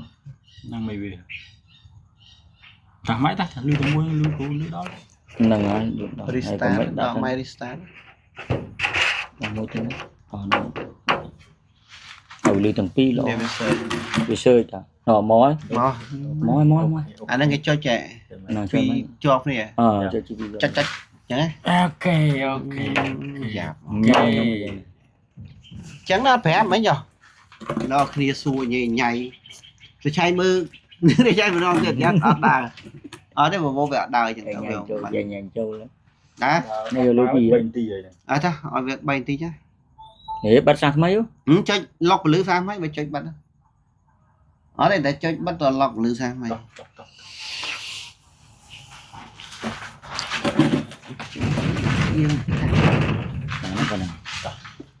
còn là chim á vì bởi bảo này vào đây ngô mà ba chấm điệp xu bụng mày bằng bồn bạn ngày đấyคือtrong ba xe là mình năng hay liệt cái hay năng lột ta bụng bay chào bạn ngày hay ngày nay bàn chung kia nó cứ miền đầm năng bị sẻ bên thà chọn chạy chun bụng mày bằng bồn đó nè là ngày hay có xong su sọc tục bụng mày bị chấm ngày phong nè bạn su từ kia nè bạn là ngày chẳng cứ tẹt tuồng là ca su sọc tục cái lư đó ná su sọc tục đó luôn vâng đấy là ngày bạn khơi đây chẳng sầm hé bón sọc vải thơm đá này mày sọc tục thơm đá mà sọc tục thơm đá ăn bạ ấy thế ngày căn ngày cao bồn á của mình nuôi ta cao mò hơi thật nó không sầm mai như lẹ cái nạn tầng bay chọn cái điết anh ấy chăng mình tiếng tục khang tục anh ta men chỉ bọc luôn mình chẳng việc prai trua lại đang bồn anh đang trong ba đang men chỉ phải sọc là hốt đấy ngày cắt ngày cao bạn ngày cắt ngày cao thấy chưa nhiệt thị với mình đấy nhóm sốc tốc thom đa đây bọn dương sao mình ngày dương chọn mà lừa nôm những việc điên chọc đại chọc trường khác chẳng á không thẫn với mình đi thảo ấy phụ dương làm nông cục râm cho cục râm những cho râm này bọt râm đấy vì sao vì bọt miền prang tốt là ngày chẳng cứ miền bay miền tục đấy vậy chắc là tẹt tương nâng cầm thi của màn tháng ngày để khi ông này giờ ngay trong gói mùi đi cái từ thon đâu phun cái chỉ côn vậy nó mình để tập phim nữa bờ ngay trong khối để dương đường hai tiền pre xa tại can phun cái chỉ côn bờ đây nó cứ tha bây giờ phải tập phim với nhá này mà ha ở trà hai ấy mình tham mà ha ở trà bà dương mình nước smart đo tha miền một mái bông ôn bao dương quạt control lục tiêu từ lúc đây muốn bà vua tha ngày từ ở đường hai từ vọt sầm bố đôi chia là mồm thòng đà bà ngày từ đôi chia drop của đôi chia là mồm đà vọt sắt cô là mồm đà và ta ngày trong còi màu bạch rót á màu trong cái chỉ cột bồ rây đi trong giấy bà mình chọn dây đường ấy bà cứ rô còn lại đào sang tầm bà hay lại đạn lan bực lại đạn lan khang cao với nhé chọc đại phục mạng một slot ban tổ sna việt rồi hai để dừng đặt chạm sái nữa bà cứ tục tăng pi thui chia sai tăng pi trăm chỉ đào lan hút một đo là lại hùng po diêm mốc hôn thằng tiết đấy hôn thằng tiết bà đo chỉ cả bà tràn mình tên hai bên dây pi mình nuôi với nhưng ai rọp bạn thăm mơn nè mong bạn mơn nè thì vậy thứ mình tham mình nuôi xong bây giờ lan pon ai đo pi trao cho nó vẽ khi ông biết là rامមួយđó pi để khi ông ăn được sma này phổ tha cái chỉ côn vậy riêng rồi cam thì bồn thom đôi chỉ xạ bổ chia miệng bổ chia rồi cả chỗ nam chẳng á football san cái chợ này pin đâu lại đầm nạ cô chẳng á này rồi lại đam pu có bàn tay cam bị thi hai team ở xa nam ní á vì lướt bây giờ vay để những kết thúc á vì muốn football san chợ bàn tay mình chỉ ít đo thằng nạn này bạn mình chỉ ít đo thằng năng thì hay xa đấy mình chỉ ít thật tham football san đây cứ chỉ ít lại đã làm bạn pin play được không bạn chân cái lại đi phòng đá xôm chuẩn bị chôn tung máy bóng ổn á bạn để quạt ព្រោះមានលោកឪពុកម្ដាយច្រើនដែលគាត់ទៅរាប់ពាន់រាប់ម៉ឺននាក់ណាហ្នឹងហើយអញ្ចឹងបើគាត់ចង់ឃើញរូបគាត់ចង់ឃើញទស្សនភាពចូលទៅមើល channel ពួកខ្ញុំទៅបាទបានផុសហើយទស្សនភាពគឺបានផុសហើយចូលទៅមើលវីដេអូមុនមានហើយព្រោះមានអ្នកម្ដាយលោកឪពុកខ្លះគាត់ទៅហ៎គាត់សុំអូនថតមួយហ្នឹងហើយចង់ឃើញចង់និយាយថានៅពេលដែលគាត់ទៅគឺគាត់សុំកូនសុំចៅដើម្បីបានទៅចូលរួមអញ្ចឹងណាអញ្ចឹងគាត់ចង់ឲ្យកូនចៅគាត់បានឃើញគាត់ទៅហ្នឹងហើយនេះម៉ែឥឡូវម៉ែឥឡូវបាទអ៊ំឥឡូវយាយឥឡូវមីឡូតានេះបាទមកដល់ក្នុងកាច់កោដែរឥឡូវផ្ញើសេចក្ដីនៅផ្ទះផងបាទនេះអាយុគិតថាអូអីណាស់ហ្នឹងណាបាទអញ្ចឹងនេះគេថាអស្ចារ្យមែនទែនសម្រាប់ទស្សនវិជ្ជាបែបនេះណាបាទទស្សនវិជ្ជានេះចង់ប្រហាក់ប្រហែលគ្នាជាមួយនឹងបុណ្យទេសនាមហាជាតិឆ្នាំទី1ចង់ប្រហាក់ប្រហែលហ្នឹងហើយគាត់ថាទេសនាមហាជាតិច្រើនជាងហ្នឹងបាទច្រើនជាងហ្នឹងហើយលើកនេះសំបីតែលោកជំទាវខ្លួនឯងលោកជំទាវសៀងច័ន្ទហេងណាបាទក៏ភ្ញាក់ផ្អើលខ្លាំងដែរភ្ញាក់ផ្អើលមិននឹកស្មានថាអូយហើយទៀនរសាថ្ងៃចុងក្រោយមកច្រាមឡងម្លឹងណាបាទនេះគឺជារឿងដែលអស្ចារ្យខ្ញុំចង់ជម្រាបជូនពុកម៉ែបងប្អូនណាមិនត្រឹមតែខ្ញុំមិនទាំងអីទេដោយសារអីហ៎ពេលដែលកម្មវិធីយើងបែរទៅត្រឡប់កម្មវិធីសិទ្ធទៀនភាសាវិញបាទចាប់ពីថ្ងៃទី22ទៅណាហ្នឹងហើយពួកខ្ញុំបានទៅថតឃើញហើយគឺទស្សនវិជ្ជាថ្ងៃសិទ្ធទៀនថ្ងៃដំបូងថ្ងៃទី22ច្រើនពេញរោងណាបាទដោយសារតែថ្ងៃនោះគឺមានវត្តមានព្រះអង្គគ្រូបឋមវិន័យវិស័យចាំនីណាបាទហើយព្រះអង្គទេសនាព្រោះមែនតើថ្ងៃហ្នឹងហើយអញ្ចឹងសម្រាប់ទេសនាដល់ព្រោះនេះពុកម៉ែបងប្អូនមិនទាន់បានស្ដាប់ចូលទៅមើលបានណាចូលទៅមើលបានហ្នឹងហើយគឺទេសនាព្រោះមែនតើបាទចាក់ផ្សាយហើយច្រើនមែនតើតែម្ដងរហូតដល់ព្រះអង្គណាអត់អាចប្រព្រំជូនពួកគាត់បានទេដោយសារតែកន្លែងនេះខ្ញុំបើកមុខកញ្ចក់បន្តិចពុកម៉ែបងប្អូនយើងគាត់មានបទពិសោធន៍ហើយធ្លាប់ជួបព្រះអង្គហើយច្រើនដងហើយក៏ប៉ុន្តែគាត់តែនៅតែមិនរក្សាសណ្ដាប់ធ្នាប់នឹងតែឈូទៅឈូមកណាគឺថាភ័យខ្លាចអត់បានប្រព្រំហ្នឹងដល់អត់បានមែនចាត់រកផ្លូវនិមន្តអត់ឃើញហ៎ហ្នឹងហើយប្រយព្រះអង្គហ្នឹងហើយមកទោះណាព្រះអង្គព្រះអង្គនិមន្តមកបាត់ដោយសារអីតែផ្លូវទៅប្រព្រំមិនកើតចិត្តអស់ហើយណាហ្នឹងហើយហ្នឹងជាកំហុសពុកម៉ែបងប្អូនដែរហ្នឹងណាបាទនេះគឺគាត់ចង់ជំរាបជូនអញ្ចឹងក៏ប៉ុន្តែទោះយ៉ាងណាក៏ដោយដោយព្រះអង្គធ្លាប់មានសង្ឃដីកាឲ្យថាការប្រព្រំនេះគឺថាជុំវិញហ្នឹង1ម៉ែត្រឬក៏200ម៉ែត្រ300ម៉ែត្រ4ជ្រុងហ្នឹងគឺបានដល់ទាំងអស់គ្នាទេសាធុយកចោះពុកម៉ែបងប្អូនណាហ្នឹងហើយគឺមិនជាបញ្ហាទេអញ្ចឹងតើតើនឹងកម្មវិធីសិទ្ធិទានភាសានេះគឺយើងចាប់ផ្ដើមតាំងពីថ្ងៃទី22រហូតដល់26ខែកក្កដាឆ្នាំ2026ណាបាទរយៈពេល5-6ថ្ងៃហ្នឹងគឺមានពុទ្ធបរិស័ទអញ្ជើញទៅសិទ្ធិទានជាហូរចាហែរៀងរាល់ថ្ងៃហើយរៀងរាល់កម្មវិធីសិទ្ធិទានថ្ងៃនីមួយៗហ្នឹងគឺលោកជំទាវមុននឹងសិទ្ធិទានហ្នឹងណាព្រះភាសាហ្នឹងគឺតែងតែនិមន្តព្រះសង្ឃអាចារ្យធ្វើកិច្ចសិនបាទអាហ្នឹងគេហៅសូត្រអីគេបងមានដឹងទេសូត្រធរជ័យបាទសូត្រមុនក្រុងបលីហ្នឹងហើយក្រុងបលីបាទមានថាក្រុងបលីសុំទឹកសុំដីឲ្យមិនសិទ្ធិទានភាសាបាទណាបាទហ្នឹងហើយបាទហ្នឹងហើយអញ្ចឹងគឺមានន័យថាក្នុងកិច្ចនីមួយៗហ្នឹងគឺលោកជំទាវធ្វើជារៀងរាល់ថ្ងៃមិនមែនថាយើងធ្វើតែថ្ងៃដំបូងមួយព្រះអង្គគ្រូមួយហើយជប់ធ្វើទេអញ្ចឹងសម្រាប់ថ្ងៃថ្មីគឺលោកជំទាវធ្វើតទៀតតាមបែបបានពុទ្ធសាសនាទំនៀមទម្លាប់ហ្នឹងគឺត្រឹមត្រូវមែនតែម្ដងហើយកន្លែងនេះផងដែរពុកម៉ែបងប្អូនពុទ្ធបរិស័ទគាត់មិនអាចទៅកន្លែងនេះខ្ញុំសរសើរពុទ្ធបរិស័ទដែរសើអ្ម៉េចពុទ្ធបរិស័ទខ្លះគាត់អត់ពញាតទៅថ្ងៃទី1ទី2ទេអត់ទេហ្នឹងហើយគឺមានន័យថាគាត់ចាំទៅថ្ងៃទី3ទី4ទី5ណាព្រោះគាត់ដឹងថាចាប់រហូតដល់ថ្ងៃទី26បាទមែនទេហ្នឹងហើយអញ្ចឹងគឺថ្ងៃទីប្រហែលថ្ងៃគាត់ទៅអញ្ចឹងទៅក៏អត់ជាអៀតអត់ស្ទះណាបានសិទ្ធិទានទាំងអស់គ្នាពុកម៉ែបងប្អូនសូម្បីតែពួកខ្ញុំក៏បានសិទ្ធិទានស្មើគ្នាហើយអ្វីដែលខ្ញុំសរសើរលើកទឹកចិត្តលោកជំទាវមហាបាសិកានាងវិសាខាណាហ្នឹងហើយសៀងច័ន្ទហេងហ្នឹងគឺពួកខ្ញុំថតរវល់នឹងមិនក៏ដោយសុកចិត្តកន្លែងហ្នឹងនាងរាជចាំបានទេថតយើងពងថតគាត់ទៅដេញដេញឲ្យទៅធ្វើអីគេឲ្យទៅជួយសិទ្ធិទានដើម្បីយកមិនឲ្យជួយទេមានថាឲ្យយើងសិទ្ធិទានយកបនខ្លួនឯងតាមពិតលោកជំទាវគាត់ឃើញក្រុមការងារយើងហត់នឿយតែអត់បានបំពេញបុណ្យបំពេញកុសលហ្នឹងហើយគាត់ចង់ឲ្យក្រុមការងារយើងកុំឲ្យចាំតែថតណាបាទឲ្យបានចូលរួមក្នុងការសិទ្ធិទាននឹងផងព្រោះថាការសិទ្ធិទានហ្នឹងគឺកម្របាទបើនិយាយទៅ តាំងពីខ្ញុំកើតមករហូតដល់ប៉ុណ្ណេះលើកទី1ដែលខ្ញុំបានសិតទៀនផ្ទាល់ដៃបែបនេះបានឃើញទៀតបាទឃើញយើងឃើញហើយប៉ុន្តែបានសិតទៀនផ្ទាល់ហ្នឹងហើយហើយវាមានរបៀបរបបទៀតមានតែយើងឡើងទៅយកកំសៀវកំមួនយកកំសៀវមកយើងសិតនីមួយៗអញ្ចឹងណាអូមានរបៀបមានរបបល្អមែនទែនហ្នឹងហើយអញ្ចឹងនេះទឹកចិត្តណាទឹកចិត្តរបស់លោកជំទាវសៀមច័ន្ទហេងគាត់ចង់ឲ្យយើងបានបំពេញបុណ្យបុណ្យពួកខ្ញុំតាមពិតបុណ្យនោះវាមានហើយការចែករំលែកបុណ្យនេះឲ្យពុកម៉ែបងប្អូនបានដឹងហើយប៉ុន្តែគាត់ចង់ឲ្យយើងទទួលបុណ្យច្រើនទៀតបាទណាពុកម៉ែបងប្អូនណាបាទអញ្ចឹងចូលដល់កន្លែងហ្នឹងផងដែរគឺចង់ជម្រាបជូនពុកម៉ែបងប្អូនថាការសិតទៀននេះគឺទទួលបានគ្រប់គ្នាសម្រាប់ពុទ្ធបរិស័ទដែលអញ្ជើញមកហើយ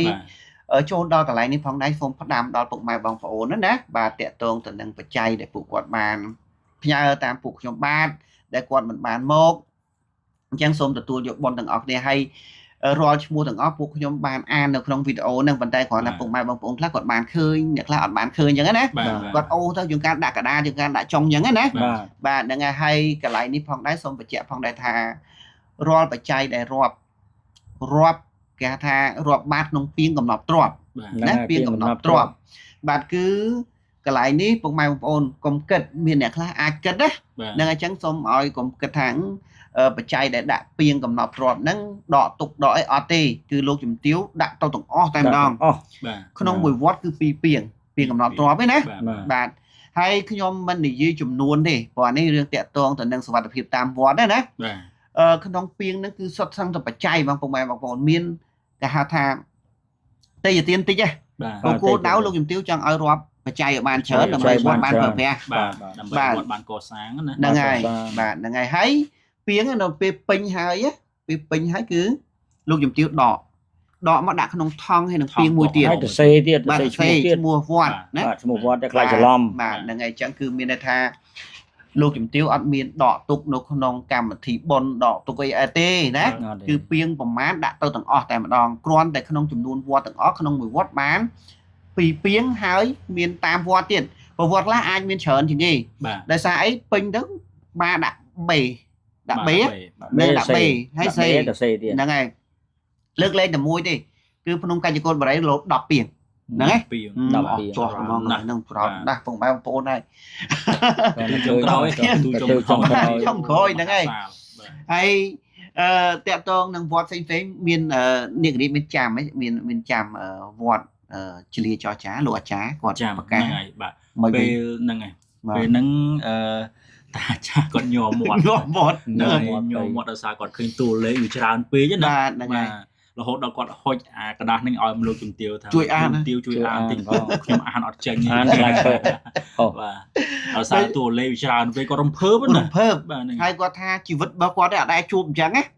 បាទព្រោះតាំងគាត់ធ្វើអាចារ្យនៅវត្តដឹកមកវាអត់ដែរមានបច្ច័យណាលេខ2ពាងមកអញ្ចឹងឯមកក្រុងទៀតណាហើយវាសំខាន់មកក្រុងទៀតសំខាន់នោះដែលអ្នកស្រុកអ្នកភូមិនឹងគាត់និយាយថាសូម្បីតែកឋិនរាល់ឆ្នាំក៏អត់ដែរបានអញ្ចឹងអត់ដែរបានអញ្ចឹងឯងបាទអញ្ចឹងគឺកន្លែងហ្នឹងដូចគាត់ញ័រមាត់ហ្នឹងឯងពុកម៉ែមកទោសគឺត្រង់ថាគាត់ដូចអារម្មណ៍របស់គាត់រំភើបដុកដួលពេកណាបាទគឺបាន2ពាងអញ្ចឹងហើយមានអាបច្ច័យ4មួយថាទៀតអាហ្នឹងច្រើនលៀនទៀតណាបាទហើយមានបច្ច័យ4ប្រសងផ្សេងចាផ្សេងទៀតណានឹងលោកជំទាវរៀបចំឲ្យមកចប់ហើយបច្ច័យបន្តទៀតមានន័យថាពេលដែលរៀបចំកម្មវិធីមានពុទ្ធបរិស័ទគាត់ចូលបន្តអញ្ចឹងណាបាទច្រើនមែនតើហើយនៅក្នុងនោះផងដែរគឺមានវត្ថុទានរហូតដល់21មុខបន្ថែមណាបាទអញ្ចឹងកន្លែងនេះពុកម៉ែបងប្អូនខ្ញុំសូមកែលូមានបងដែលជាម្ចាស់តរេនហើយនឹងសាវម៉ៅក៏បានឃើញវីដេអូមុនណាសូមបញ្ជាក់កន្លែងនឹងតិចគឺតរេនដែលគាត់យកមករាប់ពាងកំណប់ទ្របហ្នឹងណាតរេនហ្នឹងគឺលោកជំទាវបានដកយកប្រគិនលោកមុនហើយណាមុនហើយព្រោះទុកទៀតខ្លាចខូចហ្នឹងហើយសុំដកហើយដើម្បីអីដើម្បីគាត់ពេលហែទៅក៏ទិញអាថ្មីដាក់ឲ្យគាត់ទិញអាថ្មីដាក់ឲ្យហ្នឹងហើយជំនួសវិញអញ្ចឹងគេលូគាត់ឆ្ងល់ទេម្នាក់ថតលេងបាត់តរេនណាអត់ទេតរេននេះគឺយកទៅប្រគិនវត្តគេលោកមុនបាទហើយគាត់ពេលថ្ងៃហែគាត់ទិញបណ្ដាក់វិញហ្នឹងណាថ្មីចំនួនវិញហ្នឹងហើយនេះគឺតាក់ទងទៅនឹងកម្មវិធីហែទៀនវាសានឹងសិតទៀនហ្នឹងណាបានដល់ពេលដែលសិតទៀនហើយចប់សពគ្រប់ហើយថ្ងៃហ្នឹងផងដែរខ្ញុំភ្ញាក់ផ្អើលមួយថ្ងៃសិតទៀនហ្នឹងគឺខ្ញុំភ្ញាក់ផ្អើលខ្លាំងបំផុតហ្នឹងគឺខ្ញុំមែនថ្ងៃហ្នឹងមានបងប្អូនយើងភ្ញាក់ផ្អើលខ្លាំងមែនទែនហ្មងគឺ វត្តមានរបស់ព្រះអង្គមានរីស្គាល់ទេ ស្គាល់បាទគឺព្រះអង្គម្ចាស់ដែលជាអតីត អ្នកចម្រៀង ហ្នឹងហើយ ឆោមបុญយងអូយពុកម៉ែបងប្អូននេះមកចាស់គាត់ស្គាល់ទេណាបាទហ្នឹងហើយព្រះអង្គឆោមបុญយងបួស20ភាសាតែអត់មានអ្នកដឹងទេអត់មានអ្នកដឹងទេហើយសូត្រជ័យព្រោះទៀតអូសូត្រព្រោះណាសូត្រជ័យព្រោះទៀតស្ដាប់ឡើងបាសសោះហើយបាទក៏រស់ឡើងលំលួយណាបាទអញ្ចឹងមិនថាអស្ចារ្យមែនទែនកម្មវិធីនេះហើយបន្ទាប់ពីនោះមកក៏មានកិច្ចនឹងហែទានភាសាដូចខ្ញុំរៀបរាប់អញ្ចឹងគឺមានរយៈពេល3ថ្ងៃគឺ27 28និង29ណាបាទនឹងហែមាន5វត្តដែលក្នុងនោះគឺមាន4វត្តមួយទៀតគឺជាទីសក្ការៈបូជាបែបពុទ្ធសាសនាគឺភ្នំកញ្ចកូតបរិយបាទកន្លែងនេះពុកម៉ែបងប្អូនបើគិតឲ្យដល់គឺអស្ចារ្យខ្លាំងមែនទែនអស្ចារ្យមិនលោកជំទាវគាត់រៀបចំមុនវងអត់មានការគ្រោងទុកទេសម្រាប់ពីកំណត់ទ្របនេះណាថាយើងធ្វើកម្មវិធីសិទ្ធិទានអីធម្មតាអញ្ចឹងទៅហើយយកប្រគិនតាមវត្តអញ្ចឹងណាប៉ុន្តែអ្វីដែលលោកជំទាវរៀបនេះរៀប5វត្តនេះហេតុអីបងមិនរៀប6ហេតុអីមិនរៀប7បាទណាហេតុអីមិនរៀបតែ4វត្តអញ្ចឹងណាហេតុអីបានជារៀប4វត្តហើយមានកញ្ចកូនបរិយមកកន្លែងទៀតណាពេលដែលយើងគិតស្បទៅមិនថាវាអស្ចារ្យមែនទែនហ្មងអស្ចារ្យហ្មងគាត់រៀបទៅវាមិននឹកស្មានណាបាទ4វត្តមានន័យថាជាវត្តពេញលេញវត្តបែបពុទ្ធសាសនាយើងណាប៉ុន្តែមួយកន្លែងទៀតមិនមែនជាវត្តទេអញ្ចឹងណាបាទអញ្ចឹងបើយើងកន្លែងទៅវិញវាប្រៀបដូចជានៅលើផែនដីរបស់យើងមិនមានពុទ្ធត្រាស់4ព្រះអង្គមែនទេបងហ្នឹងហើយនៅមានមួយព្រះអង្គទៀតគឺព្រះស្អាមេត្រីបាទអញ្ចឹងវាស៊ីគ្នាបាទហើយសំនឹងភ្នំកញ្ចកូតមិនទាន់ខ្លាយជាវត្តអារាមពិតប្រាកដទេគ្រាន់តែជាកន្លែងសក្ការៈបូជាមែនទេប្រៀបដូចជាព្រះស្អាមេត្រីអញ្ចឹងណាហ្នឹងហើយឃើញទេបងឃើញបាទហ្នឹងហើយកន្លែងហ្នឹងហើយដែលខ្ញុំក៏លេងមើលមួយកន្លែងដែរគឺដូចនៅអាស្រមភ្នំតូចហ្នឹងហើយធ្វើមានពុទ្ធ4ព្រះអង្គដែលបានត្រាស់ដឹងហើយមួយទៀតគឺព្រះស្អាមេត្រីវាដូចវាចៃដន្យណាបានលោកជំទាវគាត់រៀបចំអញ្ចឹងហើយវាអស្ចារ្យមែនទែនពុកម៉ែបងប្អូនហើយសូមទទួលយកបុណ្យយកកុសលទាំងអស់គ្នាសម្រាប់បុណ្យសិទ្ធិទានព្រះភាសានិងហែណាបាទអញ្ចឹងគឺ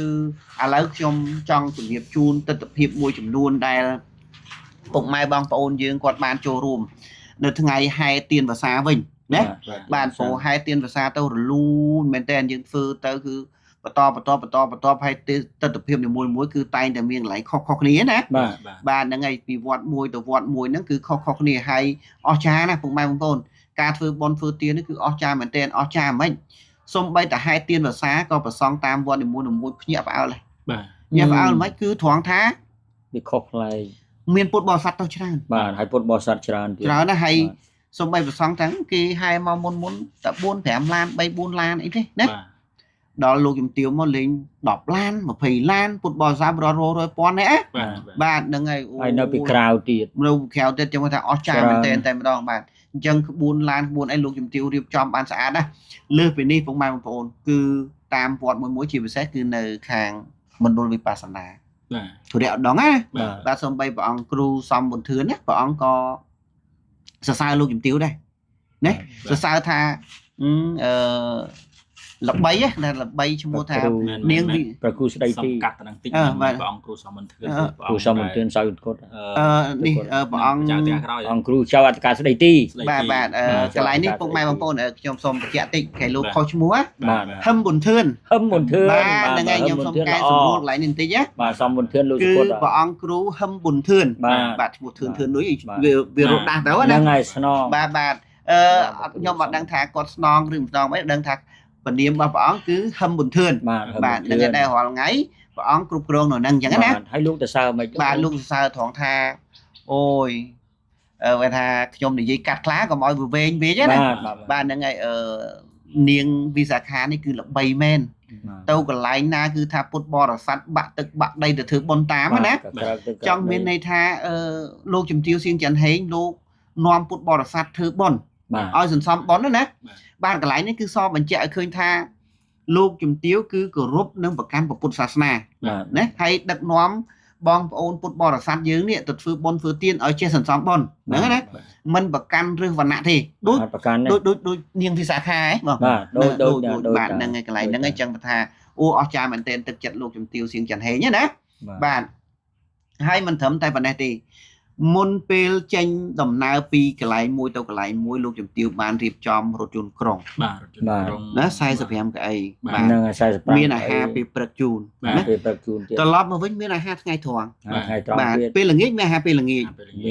មានកន្លែងស្នាក់នៅឲ្យណាបាទហ្នឹងអញ្ចឹងពុកម៉ែបងប្អូនគិតមើលតើក្នុងមួយថ្ងៃចំណាយអស់ប៉ុន្មានដឹងហ្នឹងហើយយើងបងប្អូនខ្លះអត់គិតទេគាត់ថាអូធ្វើបនប្រមូលបច្ច័យយកធ្វើនេះធ្វើនោះប៉ុន្តែយើងត្រូវគិតថាក្នុងមួយថ្ងៃតើលោកជំទាវចំណាយអស់ប្រមាណហ្នឹងហើយយើងហ៊ានធ្វើដូចគាត់អត់មិនមានស្រុកខ្មែរហ្នឹងហើយហ៊ានធ្វើហ្នឹងហើយអានេះយើងឃើញជាក់ស្ដែងហើយនៅពេលដែលពុទ្ធបរិស័ទស្នាក់នៅរាជធានីលង្វែកណាបាទមានទឹកសុទ្ធមានអីគេទៀតបន្ថែមភេទជ្ជៈអាហារសម្រន់ទៀតបាទអាហារសម្រន់បាទទទួលយាយសិលវ័នសិលវតីនឹងគ្រប់បាទហ្នឹងអញ្ចឹងថាហើយភេទជ្ជៈនឹងឲ្យទៀតសពយ៉ាងជូនគាត់ទៀតបាទអញ្ចឹងអស្ចារ្យណាស់មែនទេហ្នឹងហើយអញ្ចឹងកន្លែងហ្នឹងដែលយើងឃើញណាបាទអញ្ចឹងគឺគុណសម្បត្តិលោកជំទាវសៀងច័ន្ទហេងធំធេងមែនទែនអញ្ចឹងអស្ចារ្យជាងគេទាំងពីនេះទៅទៀតអស្ចារ្យគឺថ្ងៃចុងក្រោយហ្នឹងមកថ្ងៃចុងក្រោយមុនវាអស្ចារ្យហើយបាទថ្ងៃចុងក្រោយហ្នឹងថ្ងៃទៅភ្នំកាច់កូនប្រៃរត់អស្ចារ្យទៀតបាទមហាសែនអស្ចារ្យណាបាទមហាសែនអស្ចារ្យហ្នឹងហើយអញ្ចឹងគឺលោកជំទាវបានរៀបចំរថយន្តក្រុងណាទិន្នន័យច្បាស់លាស់ហ្មងគឺ17រថយន្តក្រុង45កៅអីបាទ45អានេះខ្ញុំនិយាយរឿងដែលអ្នកពាក់ការទេចេញពីលងវែកយើងគុណមើល45គុណ17វា10ឡានវា400អ្នកជាងចុះនៅ7ឡានទៀតណាអូចុះនៅក្រៅទៀតហើយឡានទូចដែលហែហោមទៅមួយ30-40ឡានទៀតហ្នឹងហើយក៏ប៉ុន្តែប៉ុណ្ណឹងណាមិនទាន់គ្រប់គ្រាន់ទេពុទ្ធបរិស័ទគាត់មកពីខេត្តផ្សេងមកគ្រប់ទិស25ខេត្តក្រុងគ្រប់ទិស25ខេត្តក្រុងណាហ្នឹងហើយមកនៅច្រើនណានិយាយទៅរាប់អស់ទេគាត់តែឮថាលោកជំទាវសៀងច័ន្ទហេងអញ្ជើញទៅធ្វើបុណ្យនៅកាច់កោតបរិយបាទគាត់ម្នាក់ចង់ចូលរួមមួយហើយបាទដោយសារតែគាត់មិនមកលងវែកគាត់ថាមកច្រើនថ្ងៃគាត់ត្រូវការនៅផ្ទះខ្លះធ្វើបុណ្យនៅវត្តបែរផ្ទះខ្លះអញ្ចឹងណាគាត់គុំចាំទៅកាច់កោតហើយកន្លែងកាច់កោតបរិយនេះគឺជាកន្លែងដែលពុកម៉ែបងប្អូនប្រាថ្នាបំផុតណាបាទណាព្រោះគាត់ល្បីយូរហើយគាត់ថាចង់ឃើញហ្នឹងហើយស្គាល់ណាបាទអញ្ចឹងកន្លែងនេះគឺថាទៅដល់វគ្គបងពុកម៉ែបងប្អូននេះរូបភាពដែលពួកខ្ញុំបានដាក់ឲ្យណាហ្នឹងហើយអូឡងពេញតែតាប់ក៏ឃើញឡានក៏មានបងប្អូនខ្លះក៏ចង់ខ្យល់គោដែរចង់ខ្យល់គោដែរណាបាទក៏ប៉ុន្តែយើងទៅដល់នោះមិនដឹងថាទឹកចិត្តឪពុកម្ដាយរបស់យើងនេះទៅធ្វើបុណ្យគាត់ព្រះថ្លាមហាសានជ្រះថ្លាមែនណាបាទសប្បាយគាត់មែនទេហ្មងបាទគឺសុបាយចិត្តអញ្ចឹងនៅពេលទៅដល់នោះឡានច្រើនមែនទែនសំបីតែលោកជំទាវសៀងច័ន្ទហេងក៏គាត់ភ្ញាក់ផ្អើលដែរបាទភ្ញាក់ផ្អើលត្រង់ថាអីទៅដល់វាមិនដឹកស្មានចុយឡានមកពីនោះដូចជាមិនដល់ម្លឹងពេកទេដល់ពេលទៅដល់លងណាញ់តែនតាប់ហ្មងណាបាទហើយតែចូលអត់ចង់ចុះមិនសឹងតែចូលអត់ចុះទេខ្លះចូលអត់ចុះទេបាទហើយកន្លែងហ្នឹងផងដែរក៏ខ្ញុំសូមអធិស្ឋានអភ័យទោសចំពោះលោកជំទាវណាមានថាសូមទោសជំនួសគាត់ដោយសារតែមានពុទ្ធបរិស័ទច្រើនគាត់ចង់ជួបលោកជំទាវបាទប៉ុន្តែលោកជំទាវអត់អាចជួបបានជួបទាំងអស់គ្នាទេបាទច្រើនកាលណានៅជួបអត់បានឡើងលើទេបានឡើងលើពួកឡាននឹងពេញទាំងអស់បាទអញ្ចឹងកន្លែងនេះខ្ញុំសូមបញ្ជាក់ជូនពុកម៉ែបងប្អូនបន្តិចមានអ្នកខ្លះឃើញតែលោកអ្នកខ្លះគាត់ថតបានអញ្ចឹងទៅគាត់អត់បានអត្ថាធិប្បាយប្រាប់នៅក្នុងវីដេអូអាចមានការគាត់យល់ច្រឡំលោកជំទាវគាត់ទៅឈរនៅកម្មបដាហ្នឹងណាបាទបច្ច័យនេះទទួលបានមកលោកជំទាវហ្នឹងហើយ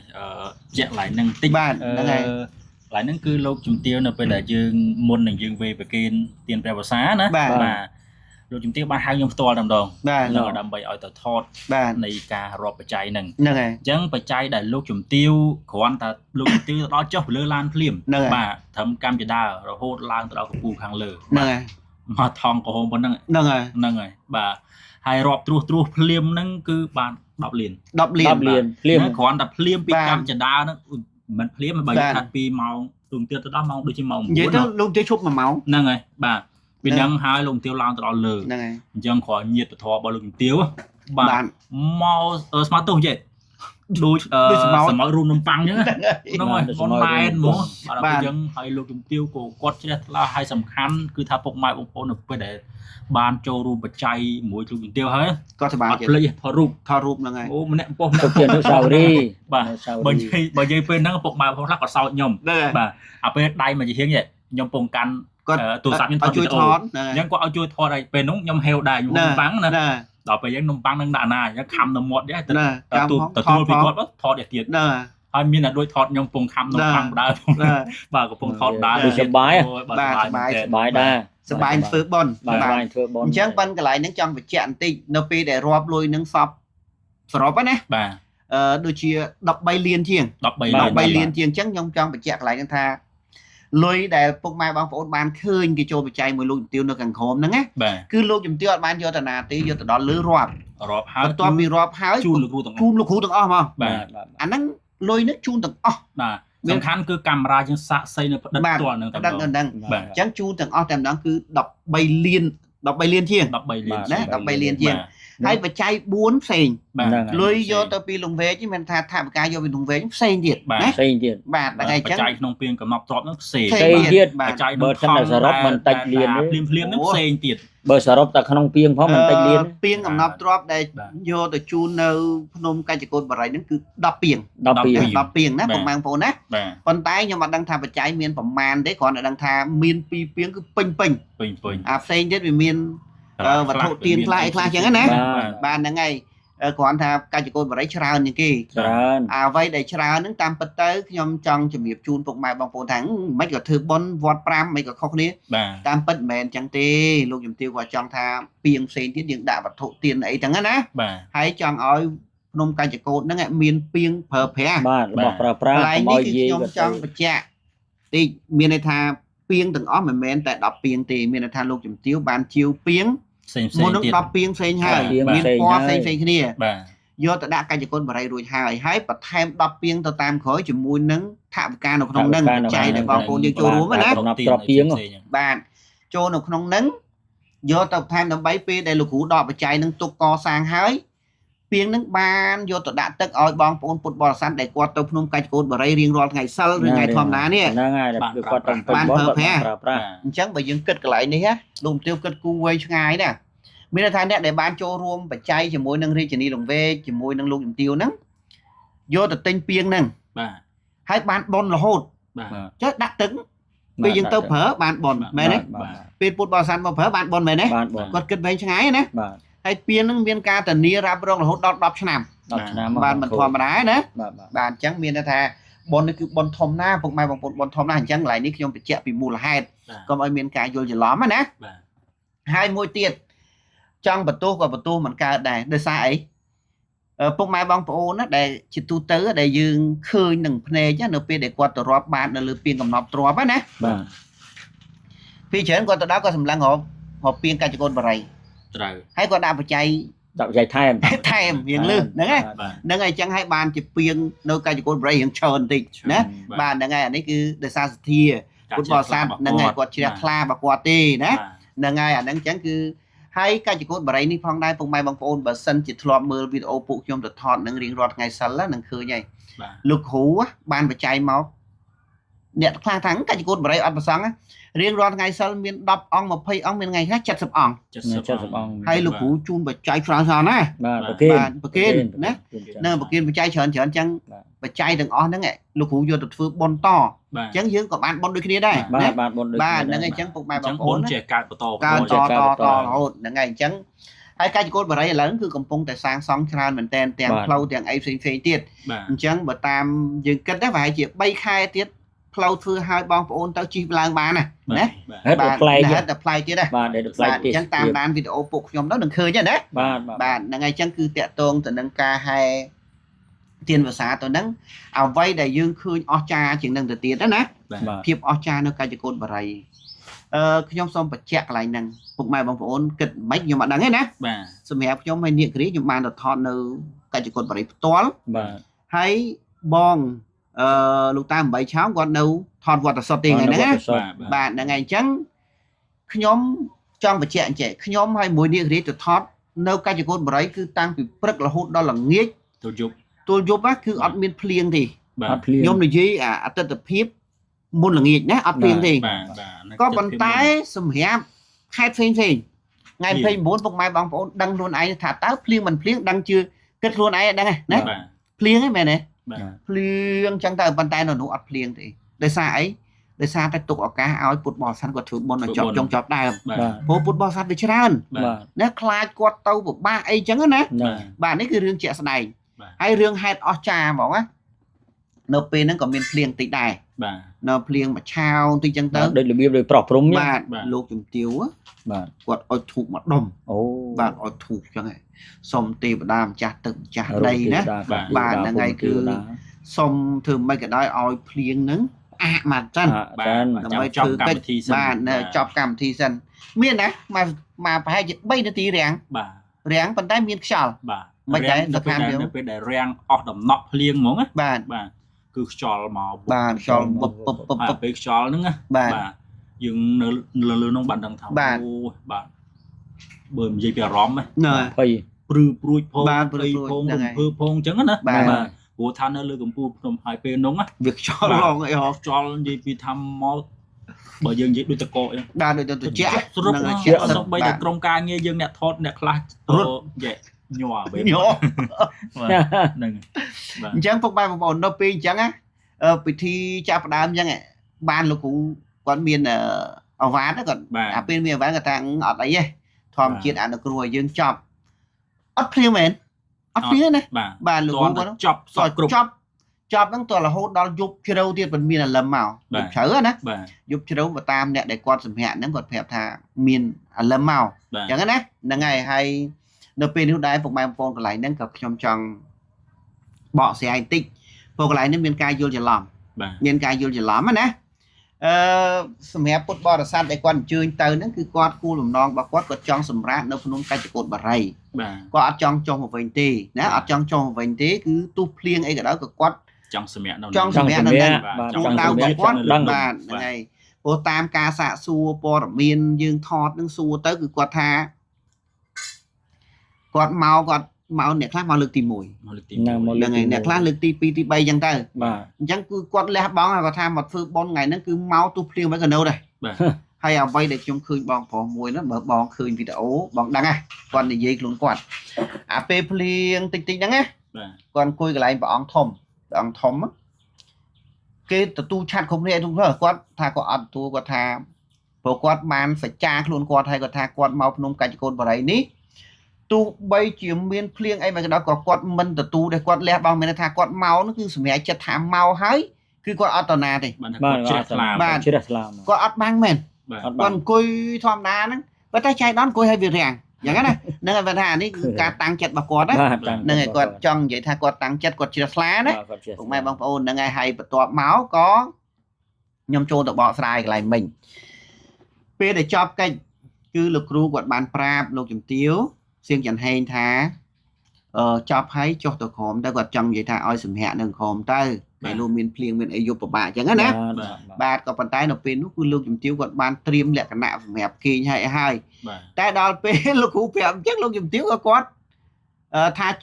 គាត់សម្រាប់ចិត្តថាបើមេឃភ្លៀងដដែលគាត់ចុះទៅវិញគាត់ចុះទៅវិញណាហ្នឹងហើយគាត់ជ្រុលឲ្យចុះគាត់ថាចុះទៅសម្រាប់ផ្ទះហ្មងទៅ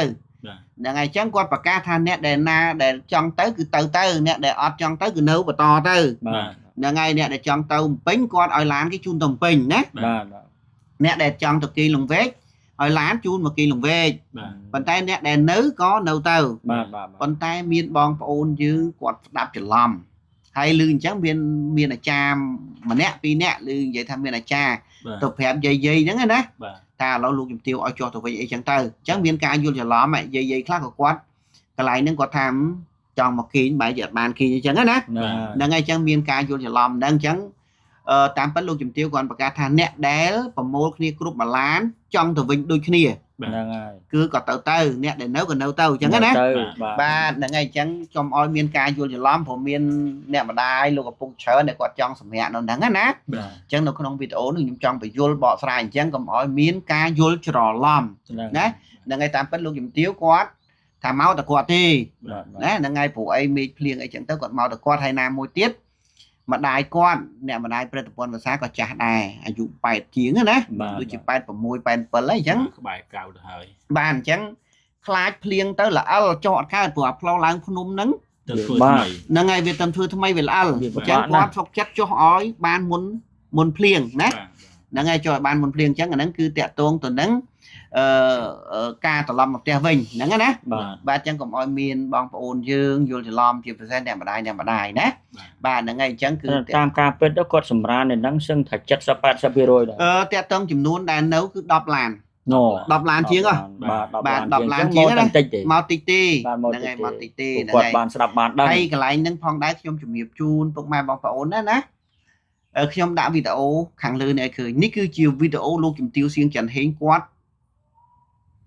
ធ្វើដំណើរដើរស្មើជើងដូចយើងដែរលោកជំទាវអត់មានជិះឡានទេណាអ្នកខ្លះច្រឡំថា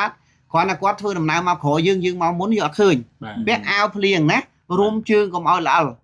ណាដើរមកដូចយើងចឹងសាមញ្ញធម្មតាចូលរហូតដល់ក្រោមហើយថ្ងៃនោះក៏គាត់មកដល់រាជធានីលង្វែកម៉ោង1ភ្លឺម៉ោង1ទៀបភ្លឺណាបានម៉ោង1ទៀបភ្លឺចាស់ច្រើនម៉ោង1ទៀបភ្លឺមានអ្នកខ្លះមកបដាសាយមានអ្នកខ្លះអីចឹងទៅពេលមកដល់លោកជំទាវនៅរៀបចំឲ្យពួកគាត់គេងអីហ្នឹងគាត់ថាម៉ោង4ម៉ោងអីប្រហែលគេងអូលះបងណាលះបងណាព្រឹកឡើងអត់ទាន់បានគេងស្រួលផងត្រូវរៀបចំឲ្យពួកគាត់មានថ្នាំបដាសាយមានអីផ្សេងណាបាទហើយចាស់ធម្មតាទេពេលគាត់ទៅវិញគាត់ចង់លាហ្នឹងចង់លាអត់បានលាមិនអស់ចិត្តណាគាត់ចង់លាចង់ជួបចង់ថតរូបណាមិនត្រឹមតែប៉ុណ្្នឹងទេគឺបានដើមសុភមង្គលម្នាក់ម្ដងទៀតណាលោកជំទាវអស់ម្នាក់ម្ដងណាបាទនេះគឺសម្រាប់បងប្អូនដែលគាត់ទៅស្នាក់នៅលង្វែកគាត់ចេញទៅវិញណាហ្នឹងហើយអញ្ចឹងគឺរវល់រៀបចំអត់បានគេទេណាលោកជំទាវអត់បានគេទេណាហ្នឹងខ្ញុំសុំកាត់បន្តិចលោកជំទាវគាត់ថាពេលឲ្យដើមសុភមង្គលតើយកទៅមានប្រយោជន៍អីដែរបងបាទតើតើនឹងដើមសុភមង្គលនេះពុកម៉ែបងប្អូនឥឡូវហ្នឹងគឺនៅខាងកច្ចកូនបរិយលោកគ្រូក៏លោកជំទាវក៏បានបញ្ជូនដើមសុភមង្គលទៅច្រើនដើមហ្នឹងបាទទី1ដើមសុភមង្គលយើងដាំទៅគឺលម្អផ្ទះហើយវាអត់ចាញ់ថ្ងៃអត់ចាញ់ទឹកទេណាបាទហ្នឹងហើយវាមានភាពស្អាតរស់ស្រស់ស្អាតហើយតាក់លាបទៀតហើយអ្វីដែលសំខាន់ជាងគេគឺតាក់លាបមានថាសុភមង្គលវានាំលាបនាំសំណាងនាំហេងគ្រួសារយើងមានបងប្អូនខ្លះគាត់ចេះគាត់អានេះខ្ញុំនិយាយទៅតាមអ្នកដែលគាត់យកទៅប្រើណាបាទគាត់យកទៅប្រើគាត់ធ្លាប់បានធ្លាប់ក្នុងគ្រួសារគាត់នឹងអត់មានសេចក្តីសុខអត់មានសុភមង្គលណាដល់គាត់យកដើមសុភមង្គលនឹងដាក់នៅផ្ទះ 3 4 5 ដើមអញ្ចឹងទៅគ្រួសារគាត់ត្រឡប់មកវិញគ្រួសារត្រឡប់វិញហើយមានសុភមង្គលរហូតអញ្ចឹងណាអញ្ចឹងហើយបានជាមានបងប្អូនខ្លះក៏ដឹងគាត់តាក់ទងតាមខ្ញុំតាមអ្នកនេះអ្នកនោះដើម្បីចង់បានដើមសុភមង្គលណាបាទហ្នឹងហើយគឺកន្លែងហ្នឹងដែលដើមសុភមង្គលនាំលៀបនាំសំណាងហ្នឹងហើយអញ្ចឹងបើបងប្អូនចង់បានដើមសុភមង្គលតាក់ទងមកណាហ្នឹងហើយហ្នឹងតាក់ទងមកបាទនេះគឺតាក់ទងអត្តន័យនៃដើមសុភមង្គលហើយឥឡូវលោកជំទាវបានយកទៅដាំច្រើននៅភ្នំកច្ចកូនបរិយឲ្យលោកគ្រូគាត់ដាក់លម្អតាមអ្វីដែលលោកគ្រូរៀបចំណាបាទនេះគឺរឿងដែលរឹតតែស្អាតបាទរឹតតែស្អាតអ្វីដែលលោកជំទាវគាត់លះបង់ខ្លាំងមែនទែនបាទអញ្ចឹងនៅក្នុងចុងក្រោយនេះខ្ញុំចង់ជម្រាបជូនថាលោកជំទាវសៀងច័ន្ទហេងក៏បានប្រាប់ដែរថាឲ្យពុទ្ធបរិស័ទដែលគាត់បាត់អីវ៉ាន់ណាបាត់អីវ៉ាន់ណា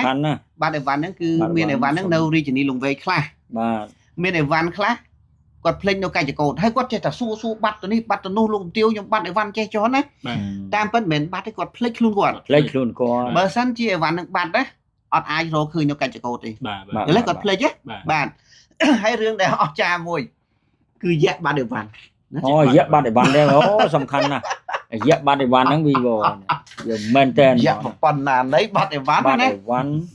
បាទអញ្ចឹងក្នុង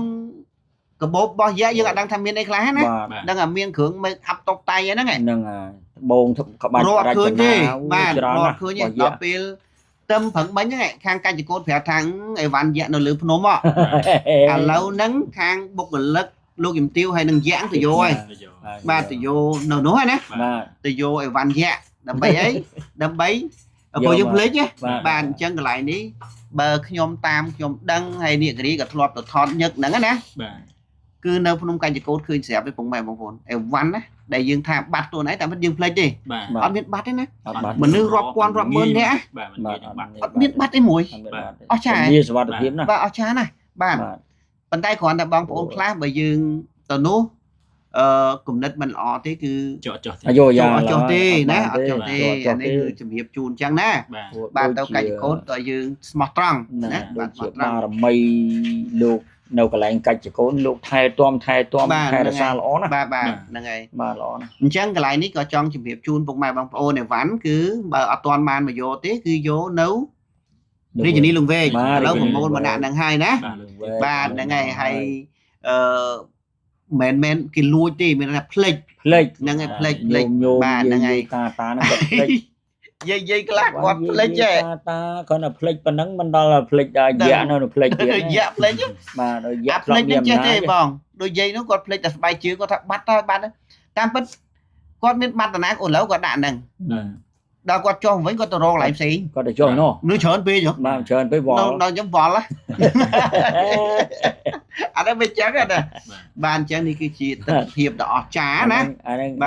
ដាក់ឆ្វេងទៅយកស្នាមមក ហ្នឹងហើយអញ្ចឹងគ្រាន់ថានៅក្នុងវីដេអូនេះក៏ខ្ញុំចង់បញ្ជាក់ផងដែរហើយក៏សូមថ្លែងអំណរគុណសម្រាប់លោកជំទាវសៀងចិនហេងដែលលោកបានដឹកនាំពុទ្ធបរិស័ទឲ្យបានចូលរួមធ្វើបុណ្យណាបាទហ្នឹងហើយធំថាអញ្ចេះធំថាតែអីម៉េចមានន័យថាមានពុទ្ធបរិស័ទខ្លះគាត់មានលទ្ធភាពធ្វើបុណ្យដែរមានគាត់អាចមានលទ្ធភាពទៅបានអីបានណាហ្នឹងហើយមានពុទ្ធបរិស័ទខ្លះគឺគាត់អត់មានលទ្ធភាពទេបាទអត់មានលទ្ធភាពទេណាហ្នឹងហើយអញ្ចឹងមានបច្ច័យតិចតួច គាត់មានបច្ច័យតិចតួចចូលរួមអីចឹងទៅគាត់ចូលបានក៏ប៉ុន្តែអ្វីដែលសំខាន់ចិត្តគាត់ចង់ទៅផ្ទាល់ចង់ឃើញតាមវត្តនីមួយៗដែរឥឡូវឧទាហរណ៍ថាឥឡូវបើគាត់មកចូលរួមមួយលោកជំទាវសៀងច័ន្ទហេងតាំងពីថ្ងៃសិទ្ធិទានដំបូងមានពុកម៉ែបងប្អូនខ្លះមកតាំងពីគេចេះស្ទឹងត្រែងរតនគិរី